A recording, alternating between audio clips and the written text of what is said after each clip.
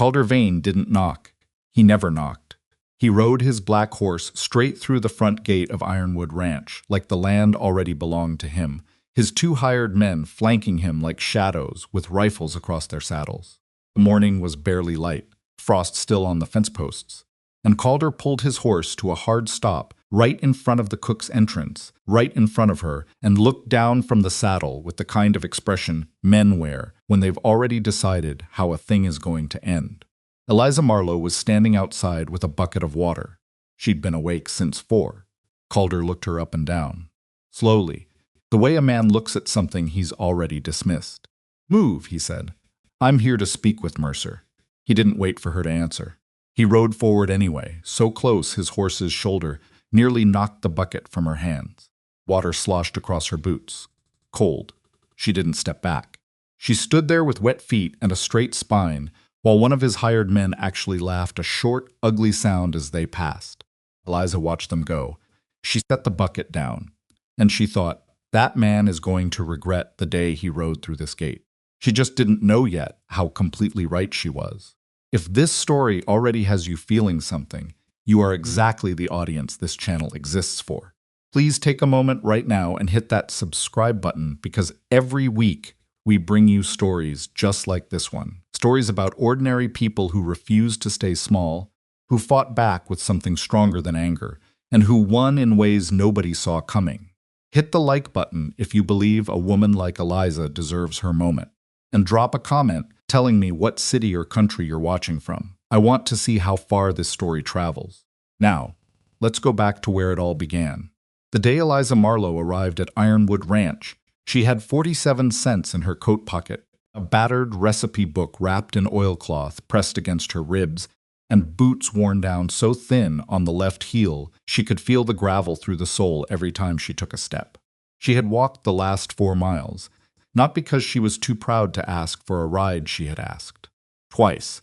The first man who passed her on the road slowed his wagon, looked at her full figure standing in the dust, and clicked his horse forward without a word. The second man at least had the decency to say he didn't have room, though his wagon bed was empty, and she could see it from 30 feet away. So she walked. It was October, and Texas had that particular cruelty about it in October, where the mornings were cold enough to make your hands ache, and the afternoons were hot enough to make your collar stick to your neck. By the time the fence line of Ironwood Ranch appeared along the ridge, Eliza's back was damp, her feet were screaming, and she hadn't eaten since a piece of bread the evening before, shared with a woman at a boarding house who had taken pity on her. Eliza did not feel sorry for herself. She had tried that after her parents died. She had tried it when the restaurant closed, when the creditors came, when she packed what was left of her life into a single trunk, and found that the trunk itself was too heavy, and she had to leave half of it behind on the steps of the building that had once been her family's. She had given grief its season. Now she was done with it. What she needed was work. She pushed through the gate. The ranch was bigger than she'd expected.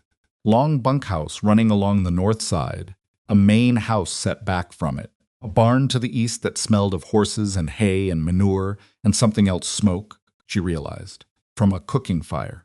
There was a kitchen structure separate from the main house, the way old ranch kitchens often were, built apart in case of fire, and the door was standing open.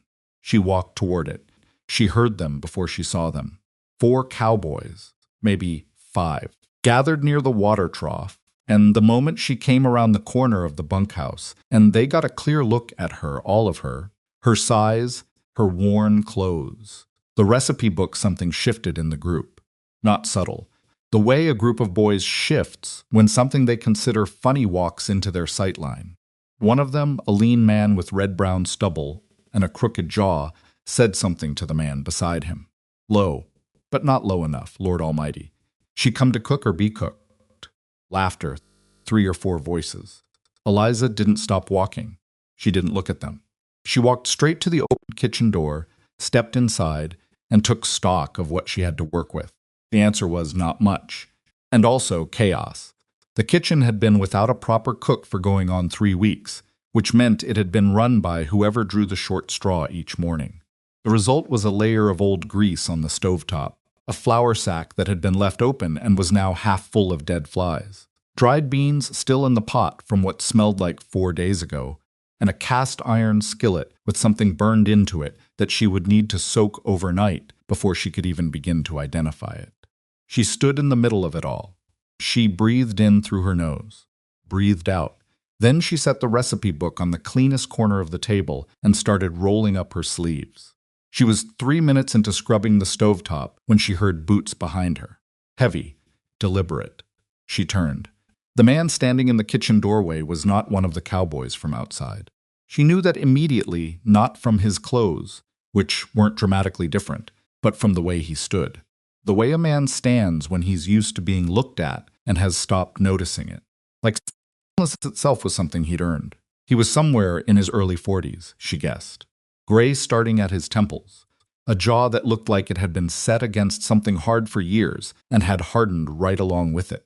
Eyes the color of winter sky, not cold exactly, but distant in the way that distant things are before you get close enough to see them clearly. He looked at her the same way the cowboys outside had looked at her. But he didn't say anything funny. He said, "You're here about the cook position." "It was not a question, I am," Eliza said. "Where did you cook before?" "Marlowe's table, outside of Denton, 8 years. Something moved across his face. Marlowe's table closed. "Yes," she said. "It did." He waited for more. She didn't give him more. "You know what it takes to feed 36 working men? Not a dinner party. Not a restaurant on a good Saturday. 36 men who have been moving cattle and mending fence since before the sun came up." "I know what it takes," Eliza said. "You sure about that?" It was still not a question.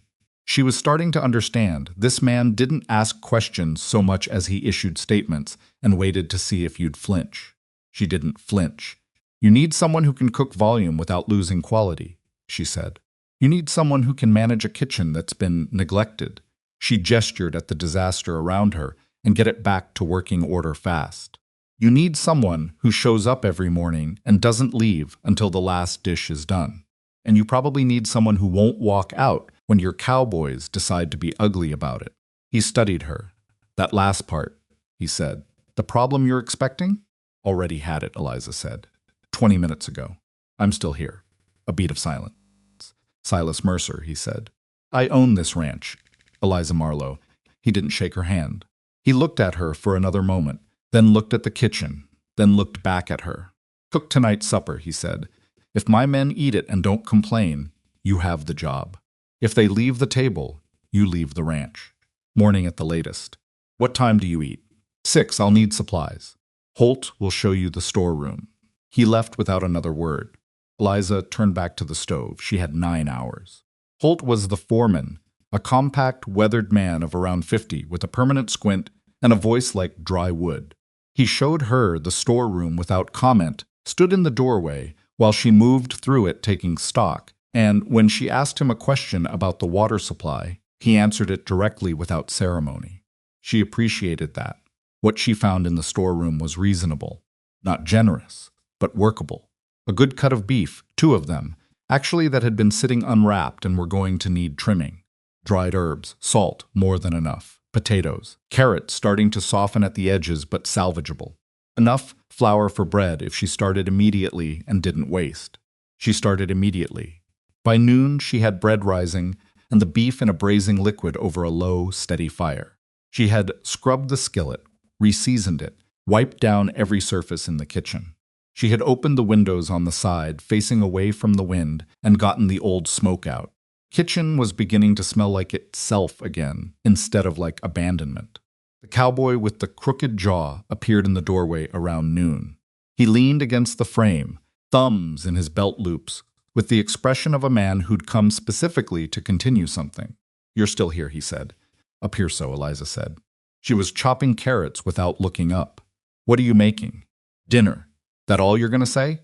"That's all there is to say, right now." She set down the knife and looked at him directly. He was younger up close than he'd sounded outside. Maybe 25. The cruelty in him wasn't deep, it was the kind that comes from showing off. "What's your name?" He blinked. Hadn't expected to be asked. "Chet," he said. "Chet. You planning to be at dinner tonight?" "Reckon." "Then I suggest you let me cook it." She picked the knife back up. unless you'd like to take over and feed 36 men yourself. He stood there a moment longer, off balance. Then he left. She went back to the carrots. The afternoon was the hardest part.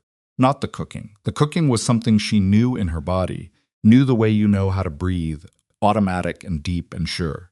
She could feel when the heat was right without putting her hand over the pot. She could tell when the bread was ready by the sound it made when she knocked it. That part was easy. The hard part was the voices. Not directed at her, they weren't that obvious about it anymore. But she could hear them through the open window. The kitchen sat close enough to the area where the cowboys gathered before supper, and she caught pieces of conversations that weren't quite conversations, more like performances for each other. Reckon we'll find out if the stove can hold the weight. Laughter. Surprised she fits through the door. More laughter. Eliza stood at the stove and stirred the braising liquid and felt the familiar heat move through her chest that had nothing to do with the fire. She had two choices in moments like this. She had always had exactly two choices. Shrink or cook. She cooked. By 5 o'clock the bread was out, golden brown, filling the kitchen with a smell that had started drifting out the door and across the yard. She could tell, because the voices outside went quieter. You could track it. The smell moved and the noise settled. She was slicing the first loaf when she heard footsteps stop in the doorway again. This time it was a different man, older, maybe mid-30s, with dark circles under his eyes and a hollow look around his mouth, the particular hollow of someone who hadn't been eating properly. He wasn't looking at her the way Chet had looked at her. He was looking at the bread. Supper isn't until 6, Eliza said. Not unkind. He blinked, came back to himself. Yeah, I know. Sorry. He turned to go. What's your name? Eliza asked. He stopped. Wade, sit down. He half turned. What? Sit down. She cut a thick slice of bread, put it on a plate, set the plate on the corner of the table. You look like you haven't eaten since Tuesday. Sit down. He stared at the plate for a moment with an expression she recognized the conflict of a person who wants something badly and has been denying themselves so long they've forgotten how to simply accept. He sat. He ate. He didn't talk. Neither did she. When he'd finished the slice, she put another one in front of him without comment. My father died, he said finally. Not looking at her. Looking at the table. I'm sorry, Eliza said. 3 weeks ago. Right before the old cook left, he paused. I know that's not. I don't know why I said that. You said it because it's sitting in your chest and it needed to go somewhere, Eliza said. He looked up at her. She wasn't looking at him with pity. She was looking at him with the matter-of-fact steadiness of someone who had also carried loss and knew its weights precisely. Eat the bread, she said. Dinner's at 6. Wade ate the bread. At 6 o'clock, 36 cowboys filed into the long dining room adjacent to the kitchen, and Eliza watched the moment the smell hit them, the shift that happened the way weather shifts. A collective, involuntary change in the atmosphere of the room. She served the beef over the potatoes and carrots. The braising liquid turned to a thick, dark gravy, the bread in baskets down the center of the table. She moved between the kitchen and the dining room 4 times before she sat down in the corner to watch. Nobody talked. That was the tell. When food is merely food fuel, obligation men talk over it. When food is something else, something that reaches a place they weren't expecting to be reached, they go quiet. They eat slowly. They focus. 36 men ate slowly. Chet was the first one to look up. He looked at the bread basket, which was empty, then at his bowl, which was also empty, then over at Eliza in the corner. His expression was complicated. The performance was gone out of it. What was left was just a young man who'd had a better meal than he'd expected and didn't quite know what to do with the fact. He didn't say anything, neither did she. The last person to arrive at the table was Silas Mercer. He came in from outside, coat still on, sat at the head of the table in the one empty chair, and looked at the plate Eliza had kept warm for him in the kitchen. He looked at it the way he looked at everything, assessing, unimpressed by default. He picked up his fork.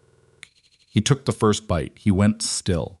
Then he took another bite, and another not hurried, the opposite of hurried. The kind of deliberate eating that happens when your body is working against your head saying don't react, and your body simply ignoring the instruction. He looked up. Across the room, Eliza was watching him from the kitchen doorway. His gray eyes found her face. "Who are you?" he said. Not loud. Almost to himself, the table had gone quiet again. The men closest enough to hear it felt the weight of the question, not because it was dramatic, but because Silas Mercer did not ask questions. He hadn't asked a question in front of his cowboys in longer than any of them could remember. Eliza met his stare without flinching. "You're new cook," she said, "if you're smart enough to keep me." The room held its breath. Silas looked at her for a long moment.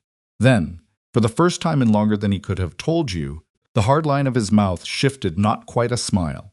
Not all the way there, but something loosened in it. Something that had been clenched, let go, just barely. "Holt," he said. The foreman looked up from his plate. "Show Miss Marlowe to the cook's quarters." That was it. No ceremony, no announcement. 36 men exhaled as one and reached for second helpings, and Eliza turned back into the kitchen and started on the dishes. She was staying. The cook's quarters were a small room off the back of the kitchen. A single iron bed, a window, a hook on the wall, a braided rug on the floor. Nothing soft about it except the rug. Eliza had slept in worse.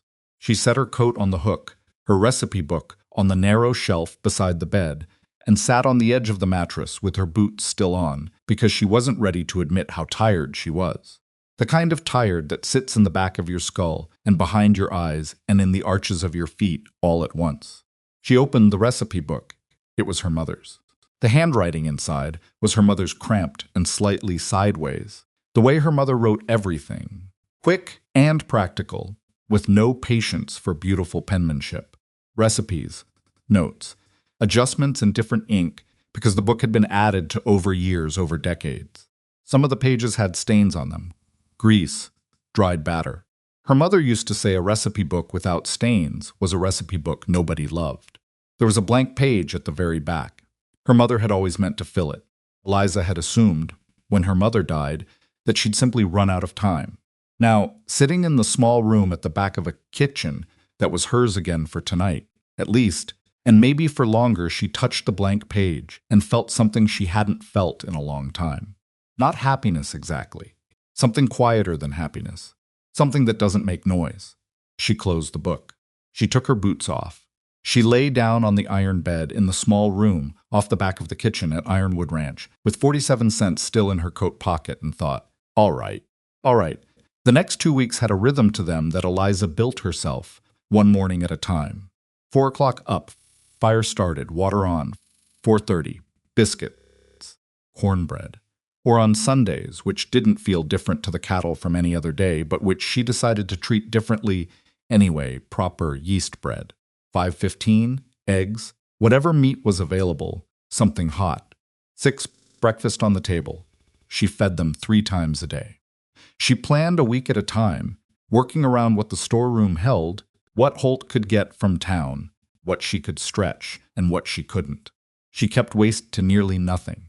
She reworked leftover roast into a hash that 3 separate cowboys told her was better than the original, which she believed because she had also thought so. Kitchen became hers, in the way a space becomes yours, not through ownership but through the accumulation of small familiar things. The way she arranged the pots, the place she kept the salt, the mark on the measuring cup that meant enough even though it was below the line. The cowboys adjusted around her the way men adjust to things that work grudgingly at first, then without noticing, then as though it had always been that way. Chet stopped making comments about her size somewhere around the end of the first week. She didn't mark the exact day. She just noticed one morning that his tone when he thanked her for breakfast was different. Still brief, still a little rough, but without the performance behind it, without the audience he'd been playing for. She didn't make anything of it. She just put more biscuits in front of him and moved on. Wade was a different matter. She noticed by the 4th day that he was eating but barely. He would take a plate, sit at the end of the table, eat perhaps a third of it, and leave. She watched him the way you watch a fire that's burning too low, not dramatically, not dangerously yet, but wrong. On the 5th day, she made a stew. She didn't announce it. She didn't make a production of it. She put the regular meal on the table, and then, when Wade came in and took his usual spot, she set a separate bowl in front of him without comment. Smaller, a different recipe from the rest. Bean and potato, slow-cooked with smoked ham and a touch of vinegar, the kind of thing that tasted like somebody's kitchen, somebody specific's kitchen, not just food. Wade looked at the bowl. "What is this?" he said. "Stew," Eliza said. "Stew. Why is it different from everyone else's?" "Because everyone else isn't you," she said, and went back to the kitchen. She could see through the serving window. Wade picked up his spoon. He took a bite. He stopped, took another bite, slower. He ate the whole bowl. Then he ate the rest of what was on his plate too. Eliza didn't say anything about it then, or the next day, or the day after that. She just quietly continued making the stew available whenever she thought he needed it. He never asked why. She never explained. Some things between people don't need explaining. They just need to happen. Mason Pike was 19 and embarrassing himself in the kitchen. Not cooking, he kept getting assigned kitchen cleanup duty, which was the task nobody wanted and everyone got rotated through, and he kept lingering. Not pretending to clean more than he needed to, actually lingering. Standing near the stove after he'd finished, watching the fire with a focused expression. Eliza noticed on the second day. On the fourth day, she put a spare knife on the corner of the table while she was prepping vegetables. "Can you dice?" she asked. He looked at the knife like she'd put a loaded gun there. "Yeah," he said, then dice those. He diced them. Badly at first. Then better. He had good hands. She could see that immediately, careful hands. Hands that paid attention to what they were doing. "Where'd you learn?" she asked. He hesitated. "My grandmother," he said. Expected her to laugh. She didn't laugh. "What did she make?" Eliza asked. He was quiet for a moment. "Mostly pies," he said. "She made the best peach pie. She had a way of doing the crust." He paused. "I know that's. Every man in this camp would eat a peach pie right now, and not one of them would say a word about it," Eliza said. "Don't be embarrassed about what you know." He was quiet for a moment. "The other guys would give me grief," he said. "The other guys," Eliza said, "don't know what they're talking about half the time. Get those onions done. You're taking too long." He smiled at the cutting board. Quickly, like he didn't want her to see it. She saw it. Silas Mercer was a harder study. He came to meals. He ate. He rarely sat long afterward, not at breakfast, not at dinner. He had a way of being present in a room and also somehow elsewhere, the way a man gets when he's spent years carrying something heavy alone and has stopped expecting anyone to notice. He spoke to Eliza when there was information to exchange. Logistics, supplies, what the ranch would need the following week. He was direct and he didn't waste words, and he expected the same in return. She gave him the same. What she noticed, and she noticed carefully, because she paid attention to people the way she paid attention to fire, watching for temperature changes and signs of what was building, was that he came to the kitchen in the evenings. Not every evening, not always for long. But she would be cleaning up after the last meal, and she would hear boots on the step, and he would appear in the doorway with the look of a man who has told himself he has a practical reason to be somewhere and has not entirely convinced himself. He would ask about the storeroom, or the week's menu, or whether Holt had brought back everything on the supply list. She would answer. Sometimes those conversations lasted 10 minutes, sometimes longer. He never sat down, but he came back. The third time it happened, Eliza looked at him across the kitchen and said, "You can sit, you know."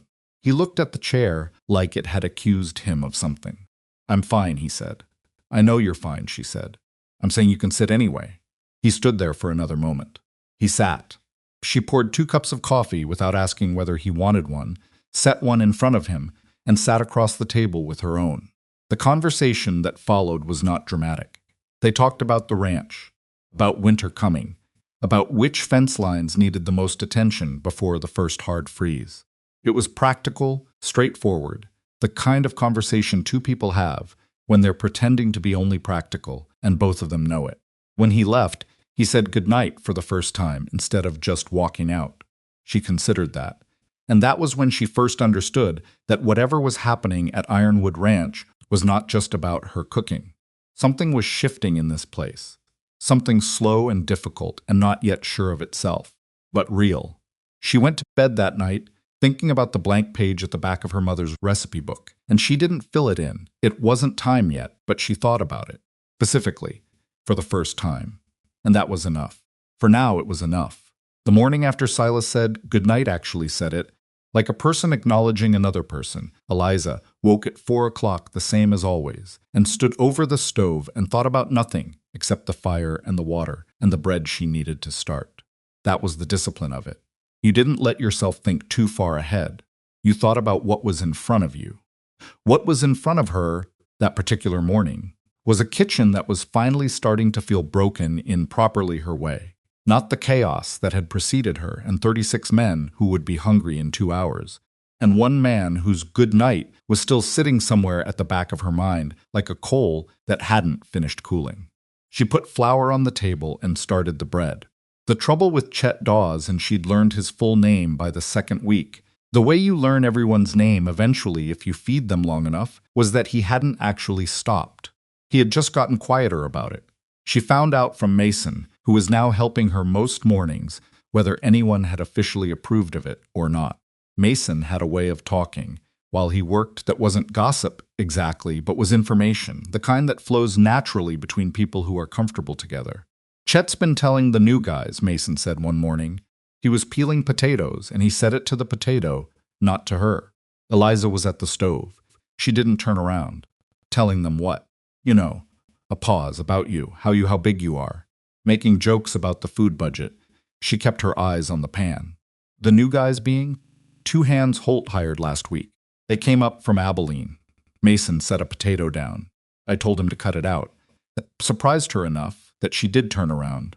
Mason was 19 years old and the kind of young that still apologized for taking up space in a room. The idea of him telling Chet Dawes to cut it out was not nothing. What did he say? She asked. Mason's jaw tightened. He said I'd been spending too much time in the kitchen, and it was making me soft. Eliza turned back to the stove. Mason. Yeah, you know what soft actually means? He didn't answer. It means you noticed something was wrong, and you said something about it. That's not soft. That's just harder than most people manage. She moved the pan. Now finish those potatoes. We're behind. He went back to peeling.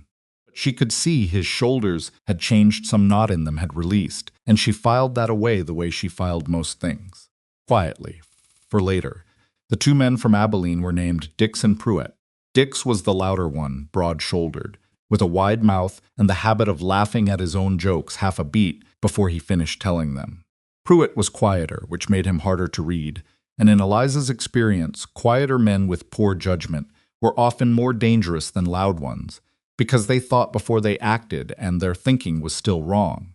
They came to breakfast their first morning, and Dix looked at the spread on the table. Biscuits, gravy, eggs, a pan of sliced ham, and made a comment about how the cook must have sampled every dish twice before serving it. Eliza was standing right there. She looked at him. She said, "You're new." "That's right," Dix said, with the grin of a man who expects this to go somewhere fun for him. "Sit down," Eliza said. "Your breakfast is going to get cold." Something about the flatness of it, not angry. Not hurt, just completely unmoved. The way a cliff face is unmoved by weather made him hesitate. He sat. He ate. And what happened next was the same thing that always happened, the thing she had come to count on, not out of arrogance but out of hard knowledge. The food did what it did. By the time he'd finished his second biscuit, Dix's grin had turned into something more genuine and less performative. He still wasn't a good man. She wasn't naive enough to think biscuits fixed character. But he was a quieter bad man for the rest of breakfast, and that was enough for now. Pruitt didn't say anything at all. He ate, watched her from the end of the table, with those careful eyes, and left without comment. She watched him go. She'd be watching him going forward. The week that changed things was the week of the branding. Every ranch had a version of it, the full ranch push, where every man worked from before light until after dark for 5 or 6 days straight, moving through the herd, and by the end of it, even the toughest cowboys were moving like men twice their age. Holt had warned her it was coming. He'd given her the week's schedule and told her the kitchen would need to run differently, earlier, later, higher volume, faster service. "How much faster?" she asked. "They won't have time to sit," he said. "They'll need to eat standing up some meals." Eliza reorganized everything. She started cooking in shifts. Breakfast at 4:30, which meant she was up at 3:15. A midday meal she packed in covered pots and brought out to where the men were working. She'd gotten Holt to agree to this on the condition she could carry it herself, which she could, 2 large pots on a yoke across her shoulders, down the slope to the south pasture and back. Evening meal whenever they came in, which some nights was 8 o'clock, some nights 9, and she kept things warm on the back of the stove and didn't complain about the hours. On the third day of branding, Chet Dawes came in at 9:15, covered in dirt and smelling strongly of cattle, and dropped into a chair at the otherwise empty table. He looked like something that had been dragged rather than walked. Eliza put a plate in front of him. He ate without speaking for several minutes. "Then how do you do it?" "Do what?" she said. "The midday thing. Carrying those pots out. You do that every day, and then you're still here at 9 o'clock. She sat down across from him with a cup of coffee she'd been putting off for 3 hours. "Same way anyone does anything," she said. "You decide it needs doing, and then you do it." He looked at her. Something in his face was working, something uncomfortable, like a man trying to return something he'd borrowed, but doing a poor job of the handoff. He stopped. "I know what you've been," Eliza said. Not sharp. Just factual. He stopped again. "Chet." She set her cup down. "You don't need to turn it into a speech. Just don't do it anymore." He stared at the table. "I'm not going to tell you you're a terrible person," she said. "I don't think that's true. I think you were showing off for men who weren't worth showing off for." "That's different." He was quiet for a long moment. "The guys from Abilene," he said. "Probably. Yeah." He picked up his fork again, pushed something around the plate. "Dix does that. Makes you feel like you have to, I don't know. Keep up with him or something." "I know that feeling," Eliza said. He looked up, looked at her, really looked, the way he hadn't before without the performance. "How do you not care?" he said. "What people say. How do you just—" "I didn't say I don't care," Eliza said. "I said I don't let it change anything. Those are different." She picked up her coffee. He went back to eating. When he finished, he carried his plate to the kitchen and set it in the wash basin himself. First time any of them had done that without being asked. She didn't say anything, but she noted it. Wade Hollister was getting better. Not in a straight-line grief didn't work that way, and she wasn't foolish enough to expect it, but in the uneven sideways way that actual recovery moves. 3 good days and then a bad afternoon. A week where he ate normally, and then a morning she found him sitting outside the kitchen before she'd even opened the door. Just sitting, not talking. Particular blankness of someone who has woken up, and for 1/2 second forgot the thing that is wrong, and then remembered it again. Those were the mornings she opened the kitchen, without comment, and started the fire, and eventually, when it was ready, put something warm in front of him. She didn't ask what he was thinking. She didn't tell him it would get better. Because she hated when people said that to her, not because it was wrong, but because it was always said by people who wanted to stop sitting with you in the bad part. She sat with him in the bad part. That was all. It wasn't complicated. It was just harder than most people wanted it to be. One morning in the 3rd week, Wade said, "My father used to say that a man who can't eat is a man who's given up." Eliza was washing a pan. She didn't stop washing it. "Sounds like something a father would say," she said. He was right about most things. A pause. "Not everything." "Nobody's right about everything," Eliza said. "He didn't think women should own property," Wade said. "Thought it was unnatural." Well, Eliza said, he was wrong about that. Something that might have been the beginning of a laugh moved across Wade's face. It didn't fully arrive, but it got close. "Yeah," he said. He was. She finished washing the pan. He sat there a while longer. Then he got up and went to work, and she watched him go with the quiet knowledge that something in him was slowly, imperfectly, stubbornly deciding to stay in the world. The first time Silas sat at the kitchen table without a practical reason for being there, it was a Wednesday, late, past 10 o'clock. Most of the ranch was asleep. Eliza was doing the week's inventory by lamplight, making notes on a scrap of paper about what she needed from town, and she heard the step and looked up, and he was there. He didn't have a supply question. He didn't have a logistics concern. He stood in the doorway for a moment, and she could see him working out whether he had a stated reason, and she could see him deciding he didn't have one, and she could see the brief internal argument about what to do with that fact. Coffee's still on, she said. He came in, poured his own cup, sat across from her. She went back to her inventory. For a while they were just two people in the same room, which was its own kind of thing. She hadn't had the uncomplicated presence of another person in long enough that she'd stopped noticing its absence. Now it was here again, and she was careful not to make too much of it, not to reach toward it too fast. "You were from Denton," he said eventually. "My family's restaurant was," she said. "I grew up outside of it. Small town called Halter Creek. Probably not on any map you've ever looked at." What was it like? She considered. Small the way that small can be good. Everybody knew your name, which meant they also knew your business, which meant there wasn't much privacy. But there also wasn't much alone. What happened to it? The restaurant. After my father died, the debt came due that he'd been managing while he was alive. My mother tried to hold it together for 2 years. She kept her eyes on her inventory list. She couldn't, and your mother died the following winter. She wrote something down. Pneumonia, silence. "I'm sorry," Silas said. "Thank you," she said. She didn't add anything to it. She'd learned that grief didn't need to be expanded on every time someone acknowledged it. Sometimes thank you was the right container. Silas looked at his cup. "My wife died 6 years ago," he said. Eliza stopped writing. She didn't look up immediately.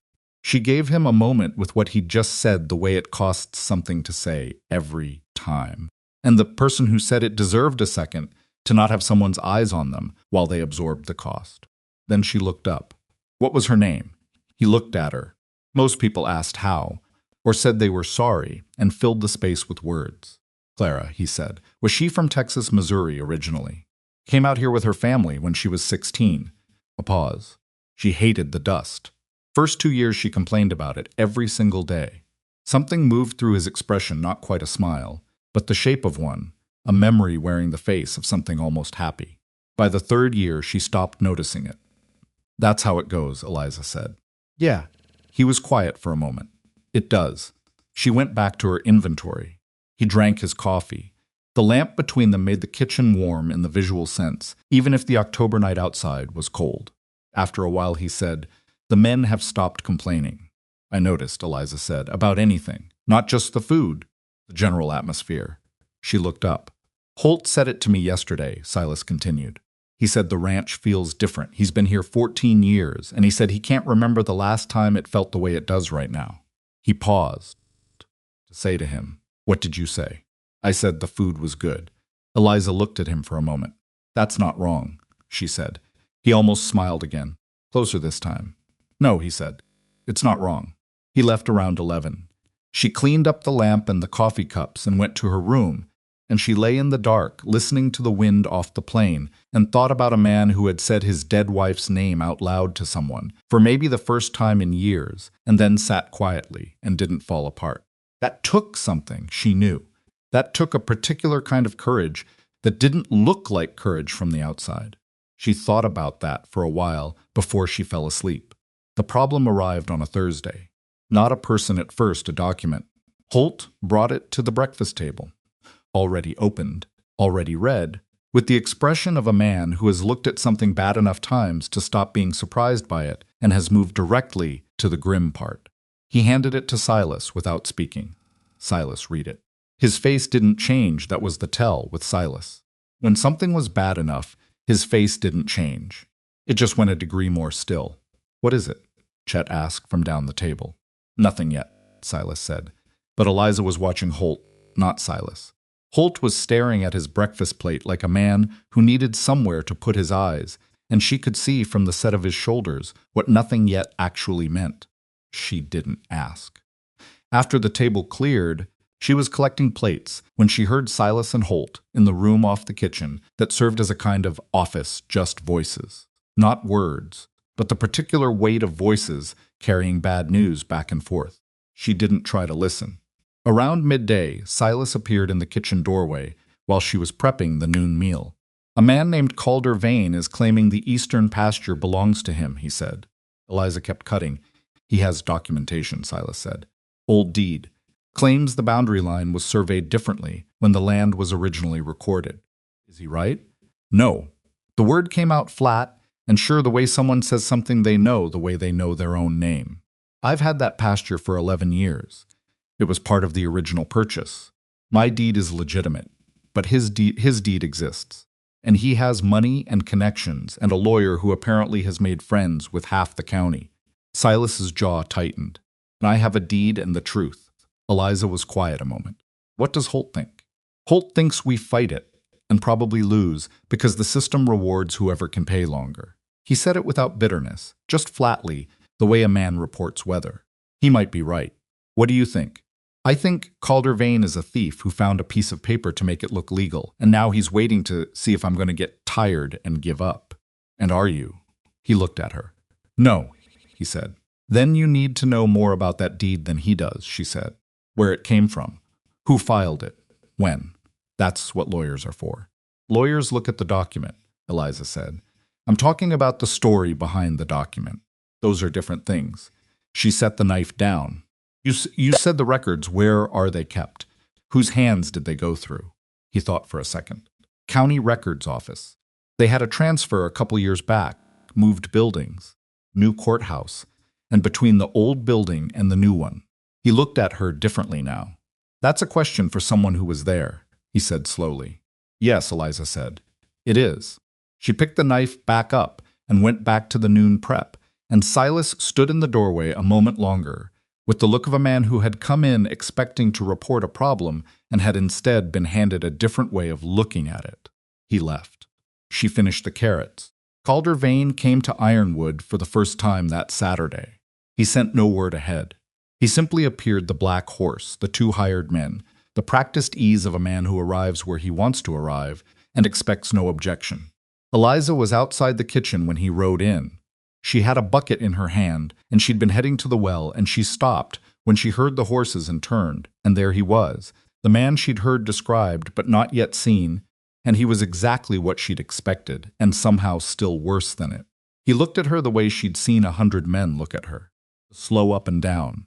The flicker of calculation that decided in roughly 1 second that she was not worth calculating.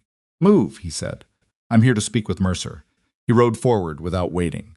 His horse came close enough that she felt the displacement of air from its shoulder, close enough that water sloshed across her boots. One of his hired men laughed. Eliza stood there with wet boots and her bucket, and watched them ride toward the main house. She set the bucket down. She thought, you didn't even look at me long enough to see me. She thought, that's going to matter. She picked the bucket back up and went to get the water.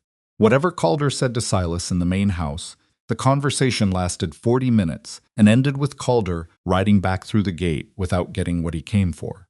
She knew this because Holt told her, not in those words, but she could read Holt well enough by now to parse what his silences held. He gave Silas 10 days, Holt said. He was at the table, coffee in hand, not looking at her, to accept a settlement, sign over the eastern pasture in exchange for payment. What was the payment? Insultingly low. Silas used different language, but that's the idea. And Silas said, no. A pause. In more words than I've heard him use at once in a long time. But no. Eliza sat down across from him. Holt, you've been in this county a long time.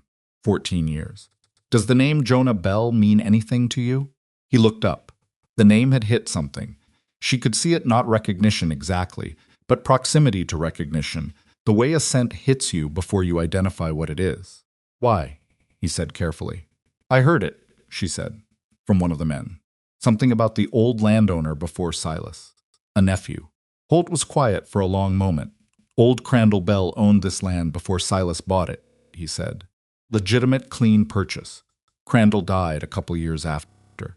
Had a nephew, Jonah, who lived in Crandall's town for a while after he died. He paused. I heard Jonah had some financial difficulties. Had to move on. 2. Don't know. Could you find out? Holt looked at her with the careful expression of a man who has spent enough time around practical people to recognize when one of them is working toward something. Maybe, he said. Might take a week. We have 10 days, Eliza said. Try for less than that. The days that followed had a surface of routine that she kept carefully in place. Meals, cleanup, prep, supplies.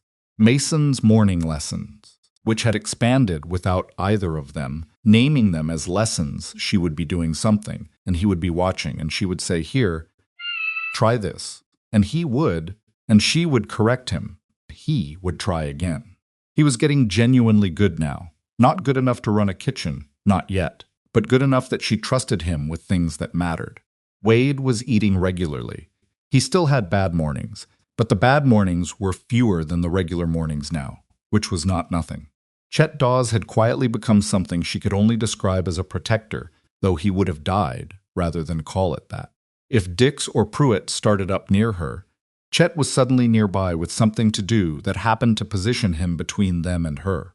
He didn't make a scene of it. He just appeared. She let him. And Silas came to the kitchen most evenings now. He had stopped pretending he needed a reason. Came, poured his own coffee, sat down. She did whatever she was doing. Talked, or they didn't. And both things were comfortable in the way that only becomes possible between people who have decided, without discussing it, be honest with each other. One night he said, "I looked up everything I could find about the deed. Calder's deed. There's a gap." She looked up.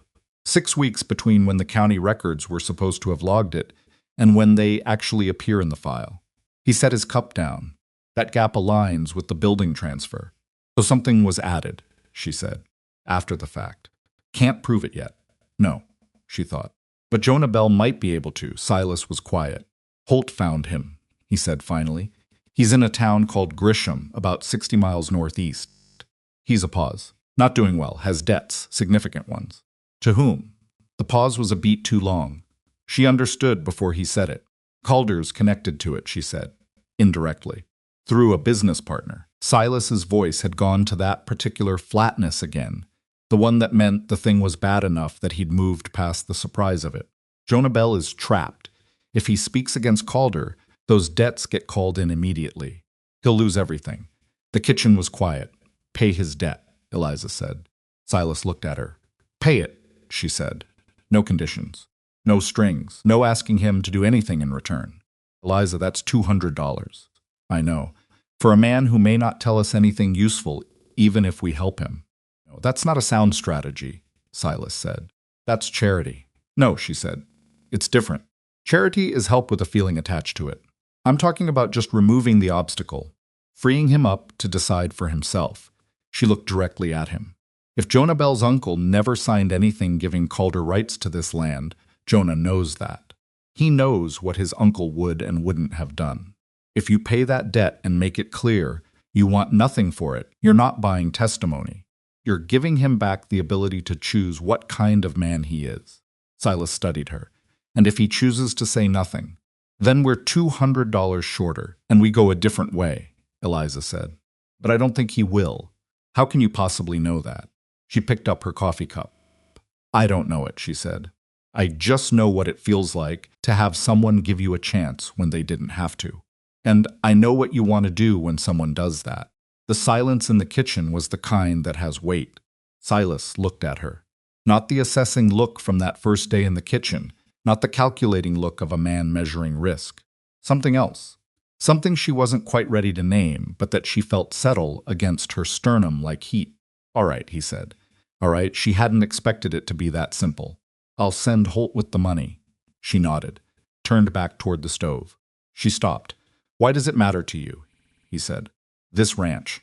This fight. It's not yours. She stood with her back to him for a moment. Fire was low. The kitchen smelled of the evening's last pot of coffee and the bread she'd baked that morning. She turned around. Because the people in it matter to me, she said. Wade matters. Mason matters. Holt matters. She paused. The place a person works and lives and eats and sleeps, that's not nothing. That's most of a life. And I'm not going to stand in a kitchen that feeds people I care about and watch someone take it from them because he had the money to fake a signature. Silas looked at her for a long moment. Most of the men who've worked for me for years haven't said that, he said. Most of them don't know how to say it, Eliza said. Doesn't mean they don't feel it. He left a little after midnight. She stood at the kitchen window and watched the lamp in the main house stay lit for another hour after that. She didn't know what he was thinking about. She knew what she was thinking about, and she was careful, very careful, not to let herself have too much of it yet. Not until the eastern pasture was safe. Not until the forgery was exposed. Not until Ironwood was secure. There would be time after that. She went to bed and made herself believe that, and almost succeeded. Holt left for Grisham on a Sunday morning before the rest of the ranch was awake. Eliza heard him go. She was already in the kitchen, already had the fire started, and she heard the single set of hoofbeats moving out through the gate at a pace that said the rider knew where he was going and had decided to get there efficiently. She stood at the stove and listened until the sound faded into the flat quiet of early morning, and then she went back to the bread. She didn't tell anyone where Holt had gone. Silas hadn't asked her to keep it quiet, but she understood without being told that the fewer people who knew about Jonah Bell, the better. Calder Vane had eyes in this county. That was the kind of man. He was the kind who maintained his position through information as much as money, who knew things about people before they knew he knew them, and who used that knowledge the way other men used fences. To mark territory, to keep things in and out, she made the bread. She made breakfast. She told Mason that Holt had gone to town on ranch business, and Mason accepted that without question because Mason was 19 and trusted her in the uncomplicated way that 19-year-olds trust. People who have been consistently straight with them. The morning passed. Then the afternoon. Silas came to the kitchen at his usual hour that evening and sat in his usual chair, and she poured his usual cup of coffee, and they did not talk about Holt or Jonah Bell or the Eastern Pasture or Calder Vane at all.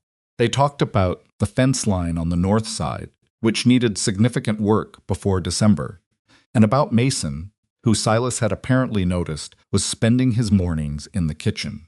"Is that a problem?" Eliza asked. "No," Silas said. "He's better on the afternoon and evening work. I just want to know why." "'Cause he's learning to cook," Eliza said. Silas looked at her. "He's good at it," she said. "Better than good, actually, for someone who's had no real instruction. He has good instincts and careful hands." She set her cup down. "And before you say anything, yes, I know he's a ranch hand and not a kitchen apprentice. But a man who can cook is a man who'll never be useless anywhere he ends up. It doesn't take anything away from his other work." Silas was quiet for a moment. "I wasn't going to say anything," he said. "You had the face," Eliza said. "I don't have a face." "You do," she said. "You have a very specific face you make when you're deciding whether to object to something. It involves your jaw." He looked at her with an expression she was beginning to enjoy, the look of a man who is not used to being read, and is not entirely sure how to feel about being read accurately. "He can keep the mornings," Silas said. "Thank you," Eliza said. He drank his coffee, and she finished her inventory, and neither of them made anything of the fact that this was now simply what they did in the evenings, the two of them, and that the ease of it had snuck up on both of them gradually enough that naming it felt unnecessary. Holt came back on Tuesday. He came directly to the kitchen, which was itself information. He was a man who went to Silas first with ranch matters, and to his bunk first after long rides. The fact that he came to the kitchen meant he needed to say something before he said it to anyone else. Eliza was alone. Mason had gone to the afternoon work. She saw Holt in the doorway and the look on his face, and she pulled the chair out from across the table without saying a word. He sat. She poured coffee. He took a drink before he spoke. "Jonah Bell is 34, Holt said. Looks 50. He's been living above a saloon in Grisham, doing odd work when he can get it, which isn't much." He set the cup down. "The debt is $212. Owed to a man named Reeves owns 3 businesses in Grisham, all of them with some connection to Calder's interests. Reeves has been calling it in pieces over the past year, just enough at a time to keep Jonah from ever getting ahead. Never enough to break him all at once."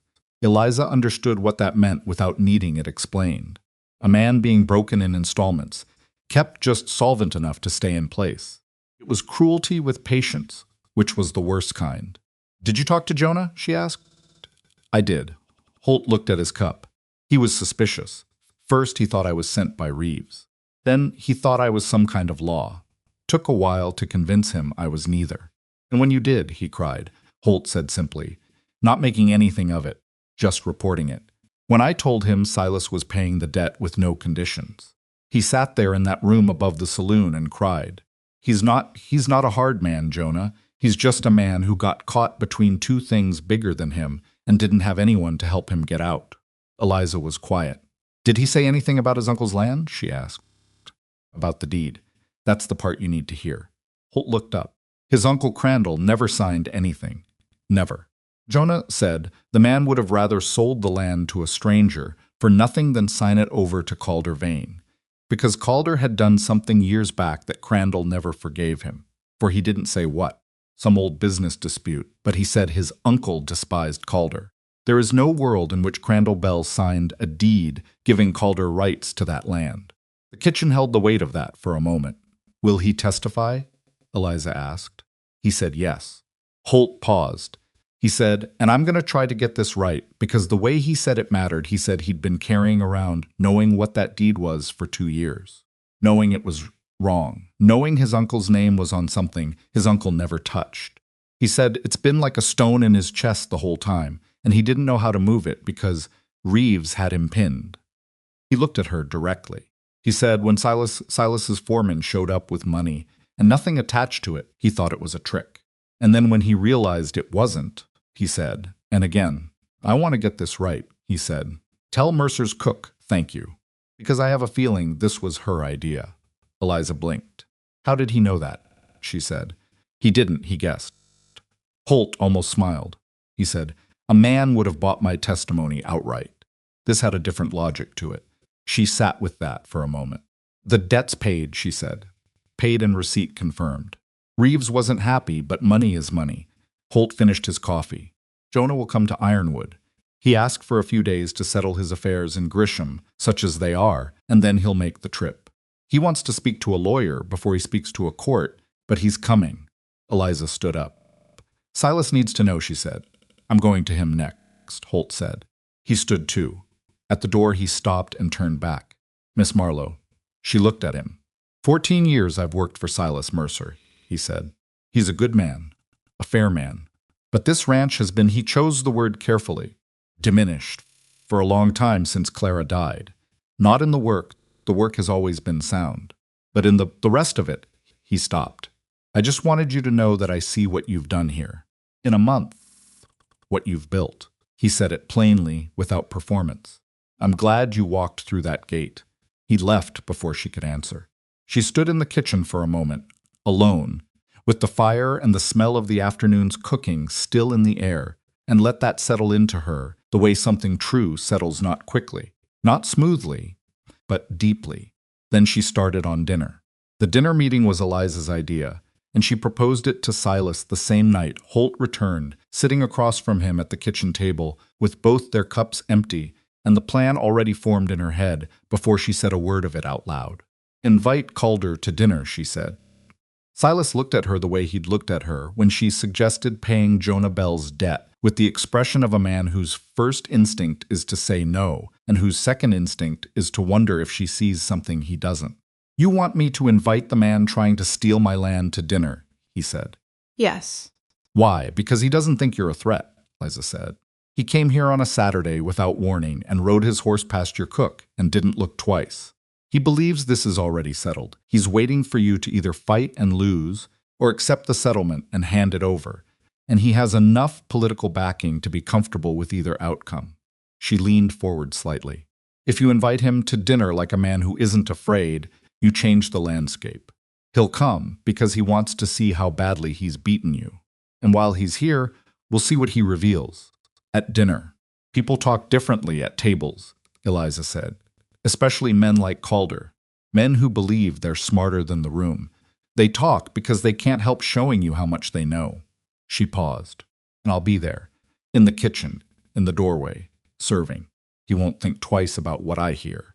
Silas studied her. That's a significant risk, he said. The deed is a bigger one.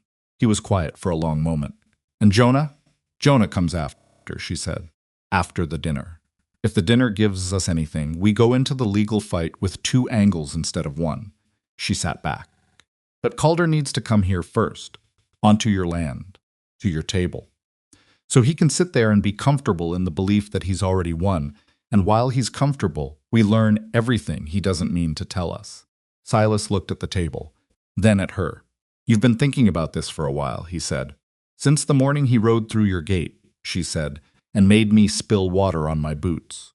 Something moved through Silas's expression, something that started in his eyes and shifted toward the corner of his mouth before he caught it.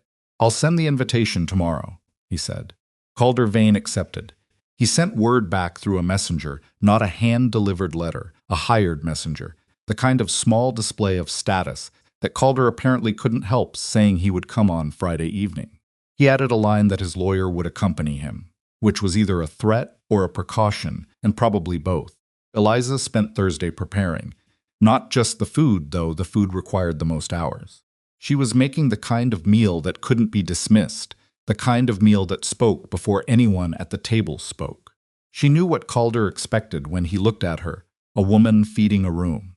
Something domestic and irrelevant. She intended to let him keep thinking that for exactly as long as it suited her.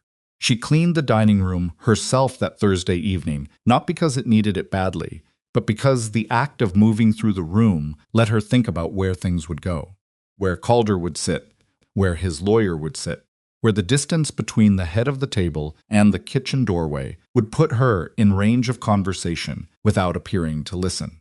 Mason came in while she was rearranging the chair placement and looked at her with the expression of someone watching a general study, a battlefield. "What do you need me to do tomorrow?" he said. She looked at him. He was asking to be useful. He understood that something was happening, even if not every detail of it. "I need you on bread and the second side dish," she said. "I'll handle the main, and I need you to keep Dix and Pruitt out of the kitchen and out of earshot during dinner. They're too loud and too unpredictable for tomorrow." "Done," Mason said. "No hesitation. There's one more thing." She faced him directly. "I need you to act tomorrow like nothing unusual is happening, like it's any other dinner. Can you do that?" He thought about it seriously, which she appreciated. He didn't just say yes. "Yeah," he said finally, "I can do that." "Good." Calder arrived at 6 o'clock, which was not 6 o'clock, it was 5:50, deliberately early, the same way he'd arrived unannounced the first time. He was a man who believed that arriving before expected gave him an advantage, and in many rooms he was probably right. Ironwood was ready. The fire was going. The bread had been out of the oven for 40 minutes, and the smell of it had moved through the whole dining room. The table was set with clean linen, not fancy. Eliza knew better than fancy. Fancy would look like trying, but clean and complete, and set for a dinner that was clearly anticipated rather than scrambled for. 36 men moved around the ranch with the easy efficiency of people who knew where they were and what they were doing. Calder stood in the entrance to the dining room and took it in. She could see him doing the math. He'd come expecting to find a ranch under pressure, the subtle signs of it. The corners cut, the men unsettled, the general atmosphere of a place whose owner was fighting a battle he knew he'd lose. He'd come to observe the damage and enjoy the confirmation of it. What he found instead was a functioning, confident, well-fed operation. The math gave him a result he didn't like, and he recovered fast the way people practiced at concealment recover smoothly, without telegraphing. His lawyer, a thin man named Aldous with wire spectacles and ink-stained fingers, came in behind him and sat where Calder directed, near the far end of the table. Silas shook Calder's hand. Not warmly, not coldly. With the neutral firmness of a man who does what courtesy requires, and nothing beyond it. "Mercer," Calder said. "Vane," Silas said. "Sit down." Eliza emerged from the kitchen. She carried the bread basket first, setting it in the center of the table, then went back for the first dishes. She moved with the unhurried certainty of someone in complete control of her environment, because she was. This kitchen was hers. This room was hers in every way that mattered. She'd fed the men in it for a month, and she knew the weight of every chair and the creak in the third floorboard and exactly how the lamplight fell at this hour. Calder looked at her when she set the bread down. He smiled. "So you're the famous cook," he said. She'd known he would say something. She'd been right about the tone, the particular warmth of a man who wants you to feel included in something you're actually being excluded from. "Dinner will be ready shortly," Eliza said, with complete pleasantness, and went back to the kitchen. She heard him say something to Aldous, low, that she didn't catch. She didn't need to catch it. She knew the category of the thing. She stood in the kitchen and listened to the table. The first 20 minutes were positioning. Calder made observations about the ranch in the voice of a man paying compliments, which meant every compliment contained the implication that the thing being complimented was less than it appeared. Impressive operation for its size, must be challenging with the drought this year. I heard the branding season was rough.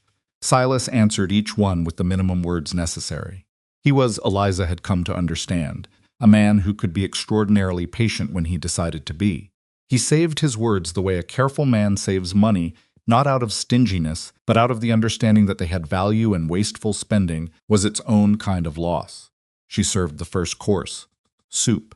She ladled it herself. Moving around the table, and when she reached the end, nearest the lawyer Aldous, she caught two words from a murmured exchange between him and Calder.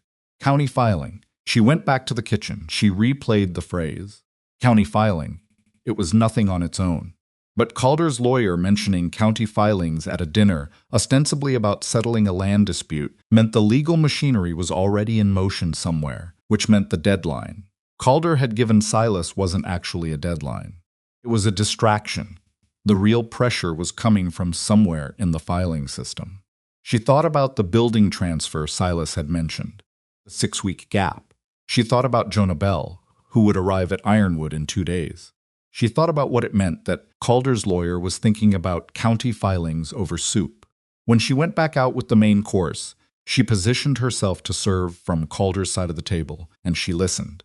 Calder was in the middle of a story about a cattle deal that had gone wrong for another rancher in the county, told with the specific relish of a man who believes the misfortune of others reflects well on himself. His voice had relaxed. He was comfortable now. The food was good. He'd had wine, and Silas hadn't pushed back hard enough to put him on guard. Calder in comfort. Was Calder talking? Of course Whitmore should have read the deed more carefully, Calder was saying. It's always in the language. People don't read the language carefully enough. They see a signature, and they stop. Silas said nothing. That's been true in my experience, Calder continued. Most men sign things without fully understanding what they've agreed to. It makes certain transactions easier to manage. Aldous cleared his throat. A small sound. A warning. Calder caught it and adjusted slightly. Easier to manage, from an administrative standpoint, I mean. When both parties have clear documentation, Eliza moved back toward the kitchen. Clear documentation. She stood at the stove and thought about the word signature and the word sign, and the fact that Calder had used both voluntarily in the span of 30 seconds at a table where the central dispute was the validity of a signature on a deed. Men who were certain they were safe said things like that. Men who had never been caught. She went back out and refilled the water glasses, and when she passed behind Aldous, she slowed just slightly, just enough, because Aldous had papers folded in his inside jacket pocket, and the edge of one was visible at the fold, and she could see, though not read, the heading of the topmost document. She kept walking. She didn't look at it long enough to register as looking. She saw the date on it. A date from 18 months ago. County filing date. She got back to the kitchen and stood still for a moment. The deed Calder was claiming had been filed much earlier than 18 months ago, at least. That's what Silas had been told. She'd heard him say it. The deed appeared in the county records around the time of the building transfer, several years back. But the document in Aldis's pocket was dated 18 months ago, which meant there was a second document, or an amendment, or something had been refiled. She forced herself to stay calm, to keep her breathing steady, to go back out and collect the empty soup bowls the way a cook collects empty soup bowls. Normal, unhurried. After the meal, Calder and Silas moved to the main house for what Silas called a conversation, and what was really a performance of negotiation from two men who were not actually negotiating. Eliza cleaned the dining room and thought about the date she'd seen. When the main house door opened an hour later, and Calder and Aldous came out, Calder had the walk of a man who was satisfied. Not jubilant, he was too controlled for jubilant, but satisfied. The walk of a man who believed the outcome was already determined. She was standing outside the kitchen with a bucket when they passed. Calder didn't look at her. She was still just the cook. She watched him ride out through the gate, the two hired men falling in behind him, and she stood there in the night air and turned the date over in her mind like an object she was trying to identify by touch. 18 months ago. Refiling. Or amendment. Something in the county records from a date that didn't match the story. She went inside. Silas was in the kitchen before she'd even set the bucket down. He looked tired, the particular tired that comes not from physical work, but from sitting across a table from a man you despise, and keeping your face civil for 2 hours. He didn't move, Silas said. He's not interested in any settlement that includes me keeping the pasture. He said it plainly at the end. He said he's willing to be generous, but the land is going through the courts one way or another. He's already filed something, Eliza said. Silas looked at her.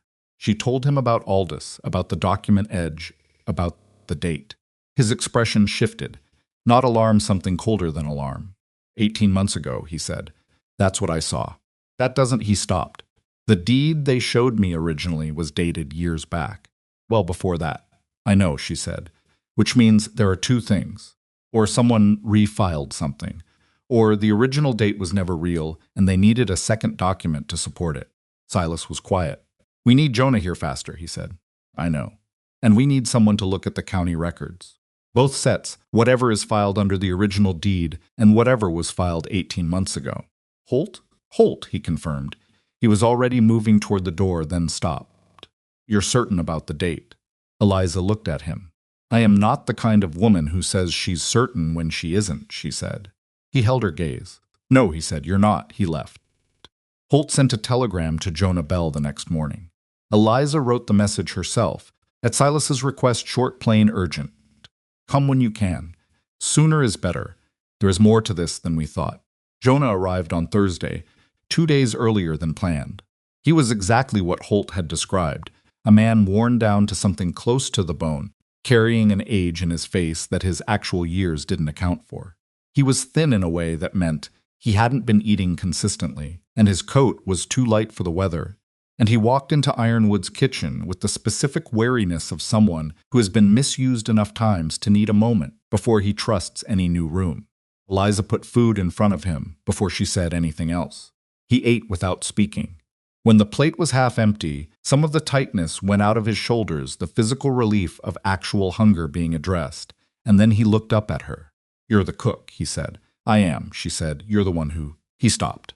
Holt paid the debt, Eliza said, with Silas's money. I just suggested it. Jonah looked at her for a long moment. His eyes were tired, but not empty.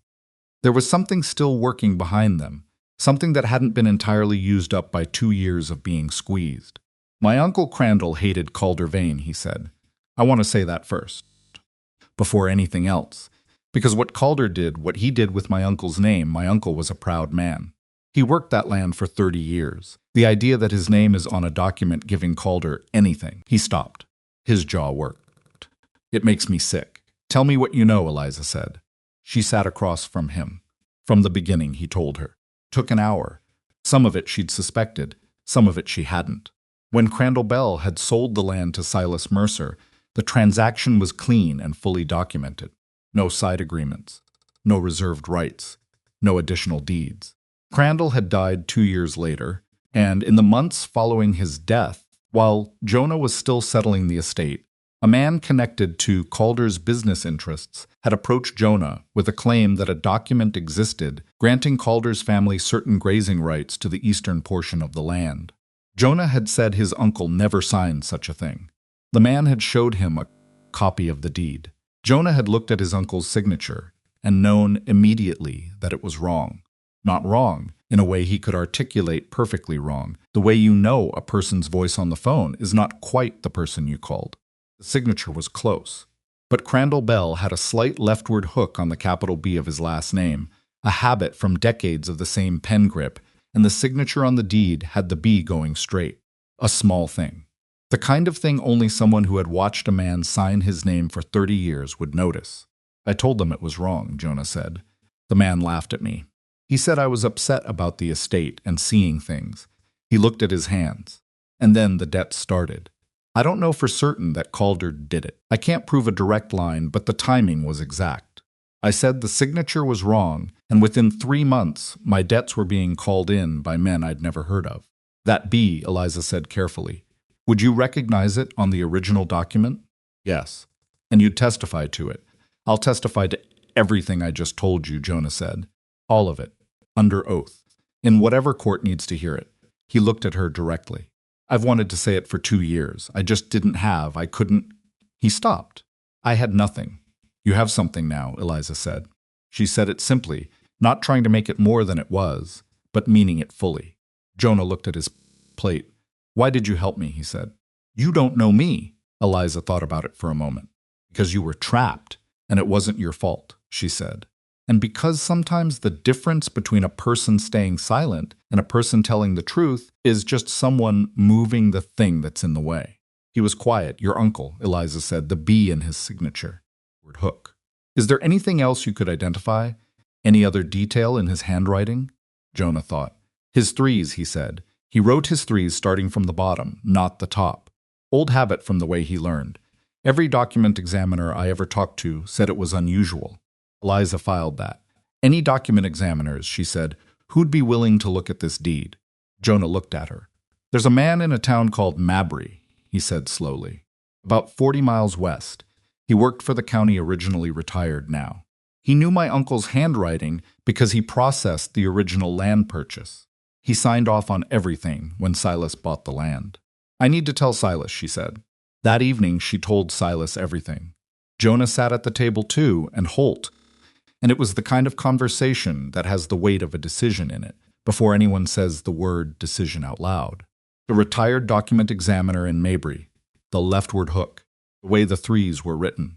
The second county filing from 18 months ago that Eliza had glimpsed at dinner. Silas listened to all of it without interrupting. When Jonah finished, Silas looked at him for a long moment. "Your uncle was a good man?" he asked. Not skeptically. Genuinely, Jonah blinked. "Yes, he was a difficult man in some ways. Stubborn, didn't apologize easy, but yes, he was a good man. I bought this land from him," Silas said. He shook my hand at the end and said he was glad it was going to someone who'd work it properly. He paused. "I'm going to make sure his name doesn't stay on something he never signed." Jonah looked away. After a moment, he said, "Thank you." After that, the conversation turned practical. Holt would ride to Mabry in the morning. Jonah would write a formal statement that night, with Silas's lawyer present via letter. The county records office would need to be approached carefully. Whatever Calder had filed 18 months ago needed to be seen, and seen by the right eyes, before Calder knew they were looking. Eliza listened and thought, and occasionally said a thing that redirected the conversation. And when it was late, and the men had dispersed to their arrangements for the night, she stayed in the kitchen and washed the cups and thought about Calder at dinner, comfortable, smiling, saying it's always in the language, and felt something settle in her chest that was not quite satisfaction. Not yet. But getting there, she was almost certain now. The deed was forged. The signature on it was false. And the man who had ridden through Ironwood's gate and not looked twice at the plus-size woman with a bucket had made a mistake that was going to cost him the thing he wanted most. She finished the washing. She dried her hands. She went to the shelf where she'd put her mother's recipe book, and she stood there with her hand on the spine of it, not opening it, just resting her hand on the familiar worn leather. Not yet, she thought. Almost. Holt rode to Mabry before sunrise.